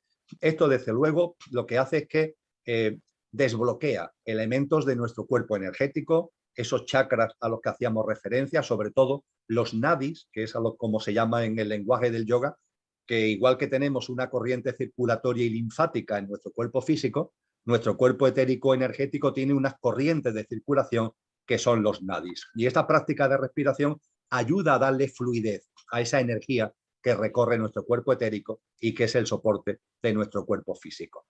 Con lo que, si antes hablábamos de asana, la práctica de la respiración, la práctica de pranayama, yo diría que van casi de la mano. Es un complemento, lo físico y lo etérico. Y cuando hayamos avanzado en esto, yama, niyama, pranayama, las asanas y pranayama, llegamos a la quinta fase del yoga, la quinta etapa con el que termina la parte inferior. Y ya tendríamos que pasar a la parte superior. La quinta etapa del yoga es lo que se llama pratyahara. El pratyahara es un paso más en la serenidad del mundo emocional. El pratyahara es muy largo de explicar porque ya no es tan simple como yama, simple entre comillas, como yama, niyama, asana, pranayama. Pratyahara requiere normalmente el tener una persona que lo haya practicado para que te ayude a practicar, porque en lo que consiste es muy fácil de decir, no es tan fácil de llevar a cabo. Vamos a ver, yo voy por la calle y voy viendo cosas, ¿verdad? Personas, escaparates, cosas que suceden a mi alrededor. Si nos damos cuenta, mis órganos de los sentidos, vista, oído, etcétera, están captando multitud de cosas. Yo diría que millones de cosas cuando vamos andando por una determinada calle. Pero fíjate que solamente algunas nos llaman la atención. Solamente algunas. Algo que sucede, una persona en concreto, algo que vemos en algún sitio. Es decir, de la cantidad enorme de cosas que están llegando a nosotros a través de nuestros órganos de los sentidos, no todas nos afectan, por decirlo de algún modo, sino que la inmensa mayoría no nos afectan, pero otras sí. Son a las que prestamos más atención. El problema está que al prestarle más atención, esa atención se transforma en nosotros en una turbulencia. Puede ser una persona que te llama la atención porque hay algo que te provoca rechazo hacia esa persona. Bueno, pues eso está removiendo tu mundo emocional y mental. En las gafas que decíamos anteriormente, está produciendo un movimiento. O al contrario, una persona que te agrada, ¿no? Que pasa cerca tuya y te agrada. Eso está produciendo un movimiento en tu mundo emocional. British. British, está produciendo British. De alta gama, de baja gama, está produciendo British. El pratyahara consiste ni más ni menos en que nuestros órganos de los sentidos estén preparados y aptos para recibir todo y que a ser posible nada te produzca British. Nada te produzca British. Y eso tiene mucho que ver, tiene muchas secuelas, por decirlo de alguna forma, pero tiene mucho que ver con el no juicio. Con el no juicio. Tenemos que ser conscientes que vamos por la vida juzgando continuamente. Es como si lleváramos una balanza en la mano y vamos juzgando todo. Estamos ahí con una necesidad de decir, con esto estoy de acuerdo o en desacuerdo, con sucesos, con personas, con circunstancias. Pues bien, todo eso que te está llegando en los órganos de los sentidos, que per se son limpios. Sin embargo, tú a través del juicio, a través de esa práctica tremenda de la balanza, lo estás convirtiendo en algo que te origina desasosiego. ¿Qué manía, qué esfuerzo tiene el ser humano de estar en acuerdo o en desacuerdo con las cosas que ocurren a tu alrededor? Me gusta, no me gusta, está bien, está mal. Uf, pratyahara lo que te lleva es a serenar, a tranquilizar, ya de una forma más profunda que el yama niyama, ya de una forma más contundente para que en tu vida vaya apareciendo la confianza en la vida, el saber que todo tiene su sentido profundo. Y de la misma forma que somos capaces de darnos cuenta de que en la naturaleza el invierno juega su papel y después viene la primavera y después el verano y después el otoño, y que cuando estás en invierno no te vas a pelear con el invierno para que sea verano, porque tú sabes que ahora toca el invierno y ya llegará el momento del verano, pues que miremos a la vida con esos mismos ojos nuevos, unos ojos nuevos que eliminen tanto enfado, que elimine tanto egocentrismo, de que las cosas tienen que ser lo que yo quiero, como yo quiero, donde yo quiero, cuando yo quiero. Uf, todo esto tiene que ver y muchas más cosas con lo que es el pratyahara a la hora de que nuestros órganos de los sentidos estén perfectos, que recibamos todo lo que hay en nuestro entorno, pero que a ser posible no lo filtremos, ¿no? Por el lío este que tenemos, que finalmente es lo que provoca tantos britis, tantas manchas en nuestro mundo mental, en nuestras gafas. Y cuando hemos avanzado por yama, niyama, asana, pranayama y pratyahara, pues no hace falta que hayamos llegado al máximo nivel, ni mucho menos, pero cuando ya hemos tenido un cierto recorrido en esto, puede ser, como decíamos antes, que lo traigas ya de una vida anterior, pues accedemos al yoga superior. Y el yoga superior es lo que aquí en Occidente llamamos meditación, que en el lenguaje del yoga es sanyama. Y la meditación es un proceso.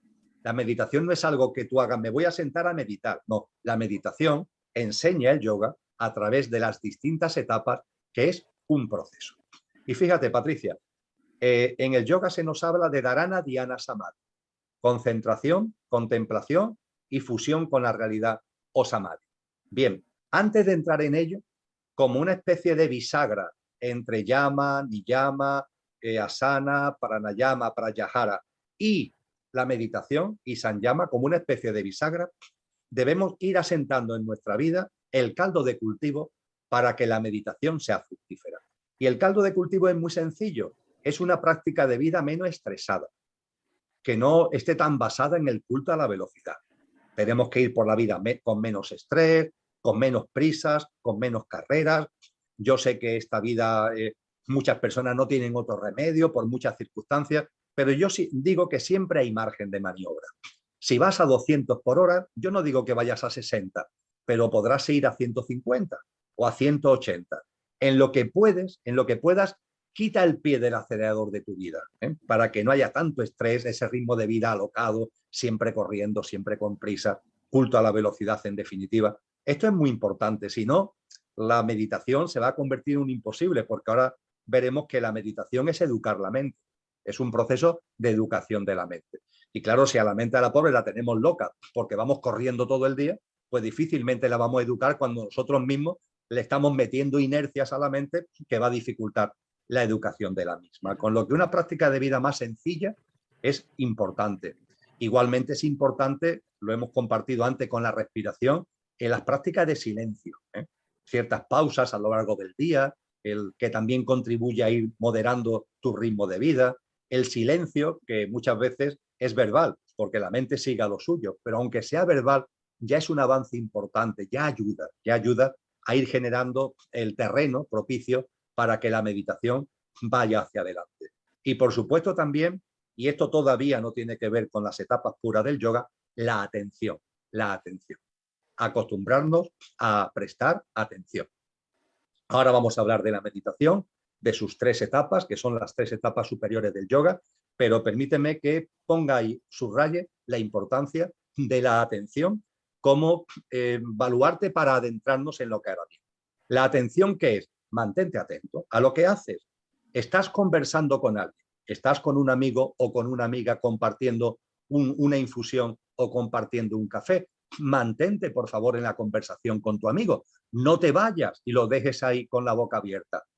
Y dice la gente, hombre, Emilio, yo no soy mal educado, yo no me voy, no voy a dejar a mi amigo ahí plantado en la cafetería. Sí lo haces, porque físicamente estás, pero con la mente te has ido. Con la mente te has ido. Por el discurrir de la conversación ha aparecido algo en la conversación y tú te has ido a otro sitio, vete a saber dónde está. Pues bien, no te preocupes, pero vuelve a tu sitio, presta atención. ¿Te estás cepillando los dientes? Presta atención, por favor, que tampoco son tantos minutos lo que necesitamos para cepillarnos los dientes, ¿verdad?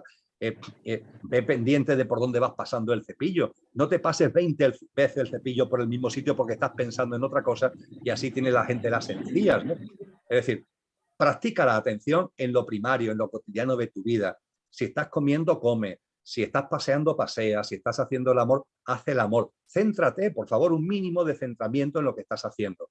Tenemos que darnos cuenta de que nuestra mente está en 1000 sitios a la vez. Que estoy comiendo y estoy viendo la tele y estoy manteniendo una conversación y estoy pensando en lo que he hecho esta mañana y estoy pensando en lo que voy a hacer por la tarde. ¿Dónde estás exactamente? Es una auténtica locura, porque significa que realmente no estás en ningún sitio. Estás superficialmente en muchos lados y no estás realmente en ningún sitio. Entonces, la práctica de la atención, sin llegar a ser premio Nobel de la atención, es bueno cultivarla como una preparación del terreno para lo que viene ahora. Lo que viene ahora, ¿qué es? Sanyama, la meditación, las 3 últimas etapas del yoga. Fíjate que llevamos 5, yama, niyama, asana, pranayama, pratyahara. Ahora vamos a hablar de las 6, de las 7 y de las 8, que son las superiores de la ciencia del yoga. La concentración. ¿Qué es esto de la concentración? Hemos hablado de la atención. La atención significa que tu mente la tienes centrada en algo que está fuera. Es lo que podríamos llamar, tienes un foco de atención. Tienes un foco de atención en los dientes que te estás cepillando, tienes un foco de atención en la comida que te estás comiendo, tienes un foco de atención en la conversación que estás teniendo con ese amigo o amiga.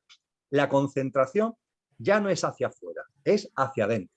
Se trata de que sea lo que sea, el asunto, el tema, da igual, bueno, da igual, relativamente, ahora profundizaré al respecto, que tu objeto de concentración sea lo único que hay en tu espacio mental.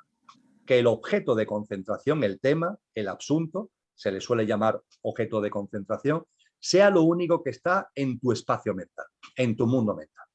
Fíjate qué tontería te iba a decir. La alineación de tu equipo de fútbol. ¿Qué alineación le gustaría? ¿Es la mejor para el partido tan importante que va a jugar mi equipo? Venga, pues concéntrate, dale. Ahí toda tu mente está, pues yo pondría en este sitio a Menganito, no, quizás mejor fulanito, no, pero Menganito está lesionado, entonces en su lugar es un tema muy primario, por así decir, pero si eres capaz de estar X minutos donde todo tu foco mental está en ese mismo objeto, eso es una práctica de concentración. Eso sí, lo que se aconseja es que la práctica de concentración la vayamos elevando el nivel, es decir, que vayamos trayendo a nuestra mente objetos de concentración que te provoquen no ya un simple desarrollo mental primario, como este ejemplo que he puesto, sino que conlleve un razonamiento, que conlleve una reflexión sobre temas de una cierta profundidad.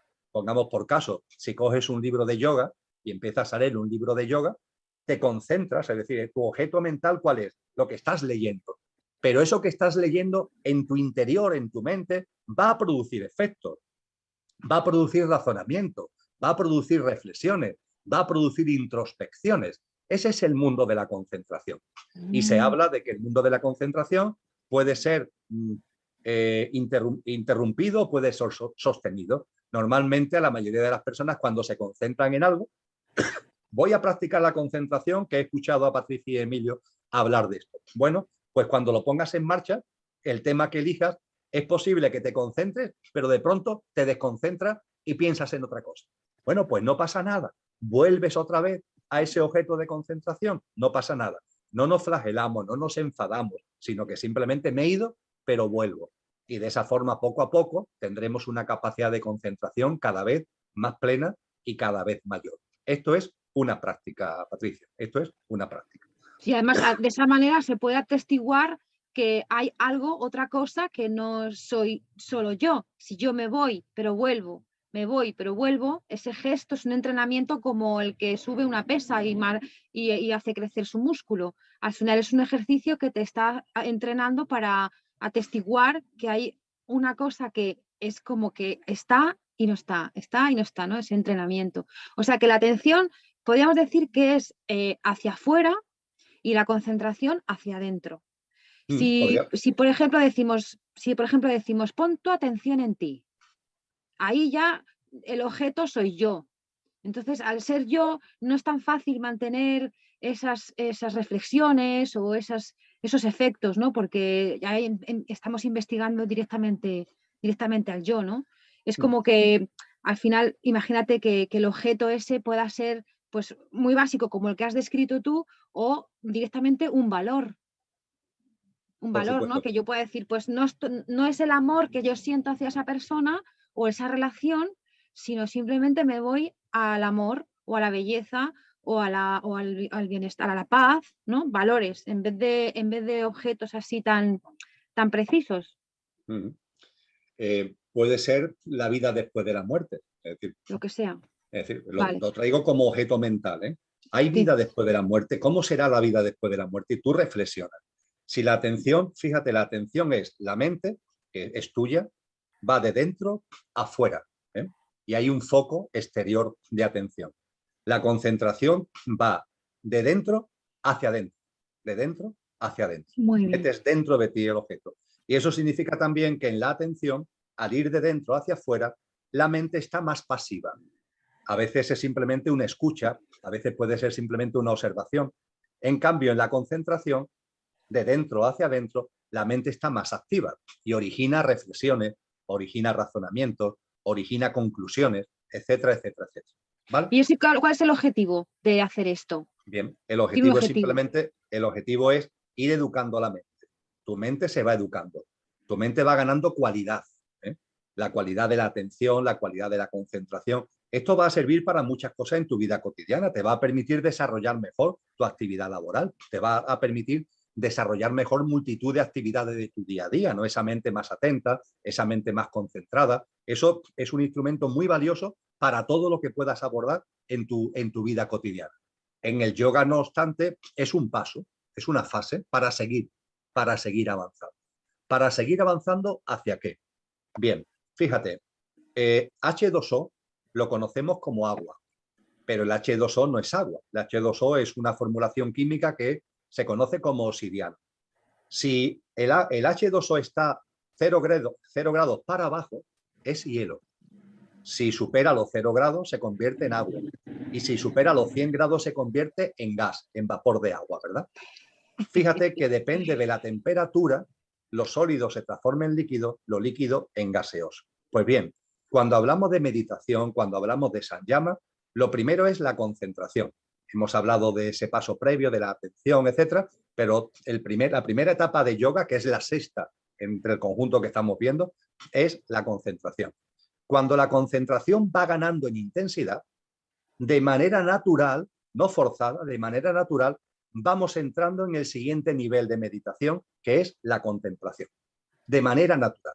Y cuando en la contemplación vamos alcanzando un nivel de intensidad alto, entramos de manera natural en samadhi. No es algo forzado, no es algo que tú puedas decir, voy a hacer samadhi, no, vamos a ver.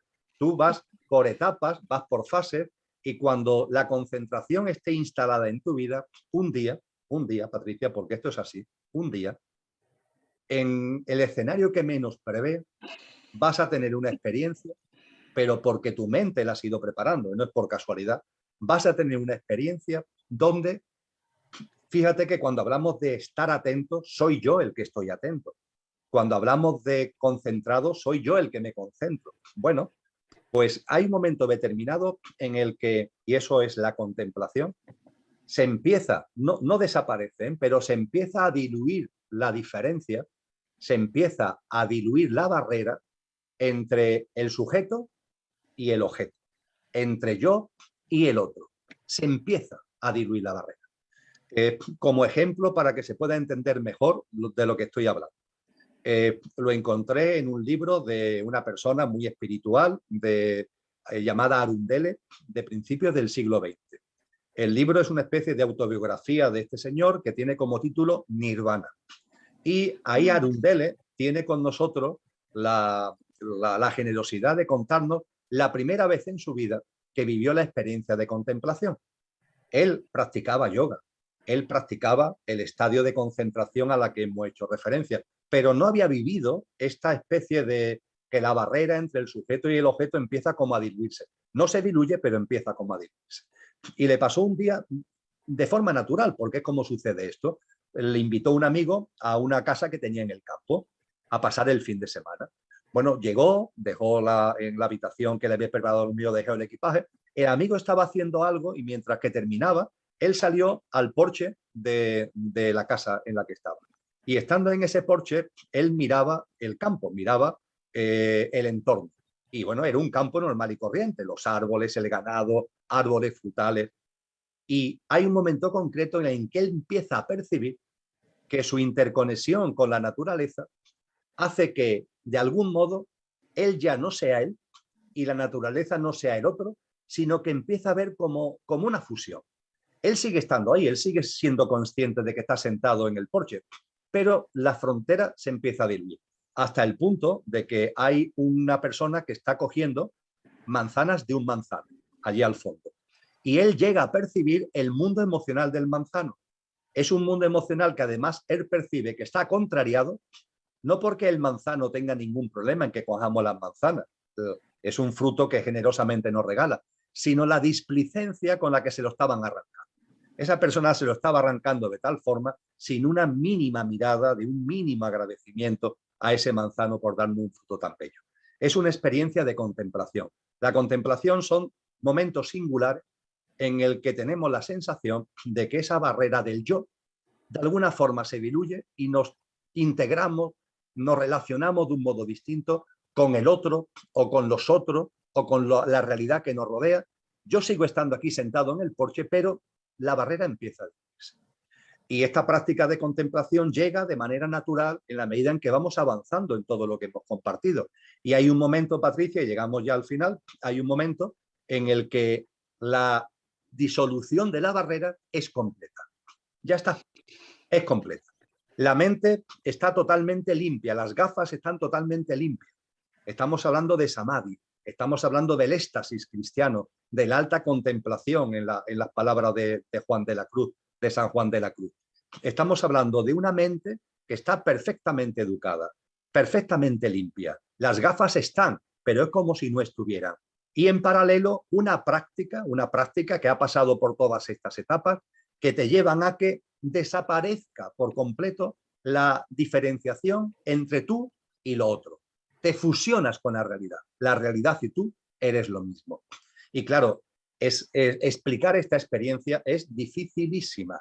Ahora bien, en castellano tenemos la gran suerte, por decirlo de alguna manera, que San Juan de la Cruz lo ha hecho de forma divina y de una forma, yo diría que única, ¿no? Mi último libro se lo he dedicado a San Juan de la Cruz, la sabiduría de Dios escondida, la mística en San Juan de la Cruz, e intento explicarlo, ¿no? Cómo este ser humano excelso llega no solamente a tener estas experiencias, sino que a través de la poesía fundamentalmente nos llega a meter en la experiencia. En ese momento, por ejemplo, en una de sus poesías donde nos dice: entréme donde no supe y quedéme no sabiendo, toda ciencia trascendiendo. Y sigue, porque la poesía es muy larga, ¿no? O en otra que se llama Qué bien sé yo de la fonte que emana y corre, donde en ese estado de alta contemplación él percibe la realidad, y percibe la realidad hasta incluso percibir la divinidad que somos y la divinidad que es, y nos habla directamente de ello, ¿no? Ese es el estado de samadhi. El estado de samadhi es un estado de fusión con la realidad, donde ya rompes por completo la barrera del yo y te fusionas con lo que está en tu entorno. Evidentemente esto es un tema, Patricia, que no tenemos que tenerlo como meta, no tenemos que tenerlo como objetivo, porque como lo tengamos como meta o como objetivo, nunca lo vamos a experienciar. Llega cuando corresponde, y de ahí el entréme donde no supe y quedé menos sabiendo. Y lo más importante, y con esto termino, todo esto que acabamos de comentar y que finalmente en la ciencia del yoga se plasma en la experiencia de samadhi, o transforma a la persona o no sirve absolutamente para nada. Y si hacemos todo este recorrido para que finalmente mi vida no se transforme, mi práctica de vida no sea más amorosa, no sea más compasiva, entonces todo esto ¿para qué? Una persona que ha hecho este camino, que es la ciencia del yoga, hasta culminarla en esta fusión con la realidad, yo diría que obligatoriamente debería transformar su vida.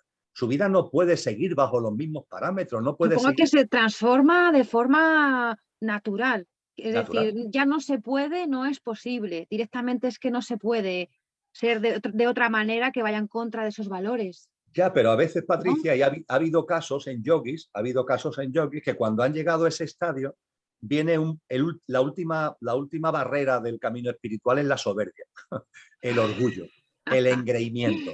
Oye, Sí, que yo he vivido samadhi, que yo he llegado a ya, vivir ya, samadhi.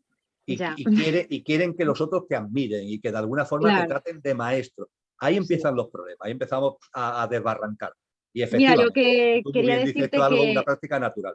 es natural. En mi caso, por ejemplo, bueno, es que no puedo no hacerlo, no se me sale decirte que sí he tenido esas experiencias y lo único que pude hacer es pensar que si eso está en mí, evidentemente, inevitablemente está en el otro. Eso, o sea, porque por un lado puedes decir, bueno, pero ¿quién soy yo para tener estas cosas? ¿O quién soy yo? ¿Qué he hecho para que pasen estas cosas? Y no haces nada. No has hecho nada voluntariamente, es algo que te ha invadido, que te ha visitado, que te ha trascendido. Y lo único que puedes llegar a tener como certeza, si es posible tener alguna certeza, si fuera posible, es que el otro también. Eso no cabe duda. Al final la soberbia, no sé si es completo esa experiencia, no sé si realmente se vive, cómo se vive desde otra experiencia personal, pero desde luego que en la mía es que si eso está en mí, está en el otro también. Y la soberbia no tiene lugar en ningún sitio. Lo que sí que te da un empoderamiento y te da una fuerza y te da pues una transformación personal pues de mucha seguridad y de, bueno, pues ese amor incondicional que no te importa transmitirlo, decirlo, ¿no? Que no te cortas, quiero decir, en muchas cosas. Y, y que es muy hermoso. Que muchas gracias por explicarlo también. Es que da gusto escucharte hablar. Pues Ya te lo digo. le hemos dado un buen repaso a la ciencia del yoga. Sí, Creo ¿eh? que el esquema Sí, sí. básico ha quedado bien desarrollado y bueno, a partir Eso de ahí es. las personas interesadas tienen todo un camino por delante, evidentemente. Eso es, yo invito a que lean el libro, que además es un libro que se lee muy bien. Cuando te apetece hacer un resumen o un esquema, no importa porque ya lo tienes, está hecho. Cada final cuando se complica un poco, a lo mejor qué tal, ya lo tienes ahí, también tu esquemita, y darle esa estructura, ¿no? Porque yo creo que son cosas, términos que toda mente tiene derecho a saber. Son los derechos de las mentes, ¿no? A tener conocimiento y a saber que eso está ahí. Aunque luego tú no hagas nada o te dediques a otras cosas, pero que por lo menos dar difusión, como muy bien hacéis vosotros, ¿no? Para que haya esa oportunidad por lo menos de indagar y de preguntarse, ¿no? También. Y me quedaba una pregunta final también, y es que si en el camino del yoga se dan también las herramientas concretas para el cómo se hace. Si esta es una visión más resumida, como más inicial, pero también profundizando en él, tenemos las herramientas del cómo, trabajo de fondo a tope, ¿no? Sí, sí, Tenemos. sin duda ninguna. ¿Qué Nosotros podemos estudiar para ello? Bueno, sin duda ninguna, el libro de estudio son los Yoga Sutras de Patanjali porque entra en muchos detalles. Es verdad que los Yoga Sutras de Patanjali tienen un único problema, por llamarlo de alguna forma, y es que son muy densos, es decir, están todos muy, muy apretados, ¿eh? Con lo que, y además utiliza una terminología, tú lo decías al principio del encuentro, que nos puede despistar. Entonces yo lo que aconsejaría es algún libro que con esos Yoga Sutras como telón de fondo de alguna persona o de algunas personas que tengan capacidad. Lola y yo lo hemos intentado modestamente. Sí. Por aquí tengo otro libro de un buen amigo, de Swami Satyananda, que nos habla también de los fundamentos del yoga desde la perspectiva de los Yoga Sutras. Bueno, pues este libro de Swami Satyananda, nuestro propio libro, algunos textos que te van a dar claves en el cómo, como En tú el muy bien cómo. dices, en el cómo. Eso es. Sí, sí, Sí, efectivamente. muy bien. Pues bueno, pues nada más. Muchísimas gracias. ¿Cómo llevas tu júbilo, Emilio? Muy bien, en estado de júbilo, Patricia. Es verdad que mi estado de júbilo ha conllevado olvidar la actividad laboral, afortunadamente, pero bueno, mi actividad de conciencia junto con Lola pues sigue a tope, así que sacándole jugo a todo. Sí. ¿Cuántas charlas cuántas aportaciones y colaboraciones me dijiste que habías hecho ya? Es muy fuerte. Bueno, hice el otro día un cálculo porque mi objetivo es que para el verano del año que viene, que ya tengo la agenda pillada, ya hacer un cambio porque ya considero que todo lo que tenía que aportar lo he aportado. Eso no significa que no haga encuentros presenciales, que no haga encuentros online, pero no al ritmo de 3 a la semana y uno presencial como vengo haciendo. Y hice una especie de acercamiento y desde que comenzó la famosa crisis de la pandemia en marzo del año 2020 hasta junio del año 2023, han sido más de 500 encuentros. Serán, mejor dicho, más de 500 encuentros online, con lo que creo que ahí hay un Qué bagaje maravilla. suficientemente amplio. Muchísimas gracias por ello. Te doy en nombre de mucha gente que bueno, pues que te sigue, te escucha y bueno, pues nos veremos pronto por la hospedería o nuestro próximo encuentro para seguir investigando y profundizando, porque al final, pues aquí en el Ateneo hacemos eso, ¿no? Profundizar, estudiar y bueno, y poder desarrollar todo lo que realmente somos. Estupendo, Patricia. Pues hasta una próxima ocasión y muchísimas gracias. Y un Gracias a abrazo muy vosotros, fuerte para a todas ti. las personas que te siguen. Muy bien, gracias a todos también por estar con nosotros. Un abrazo. Hasta luego. Hasta luego.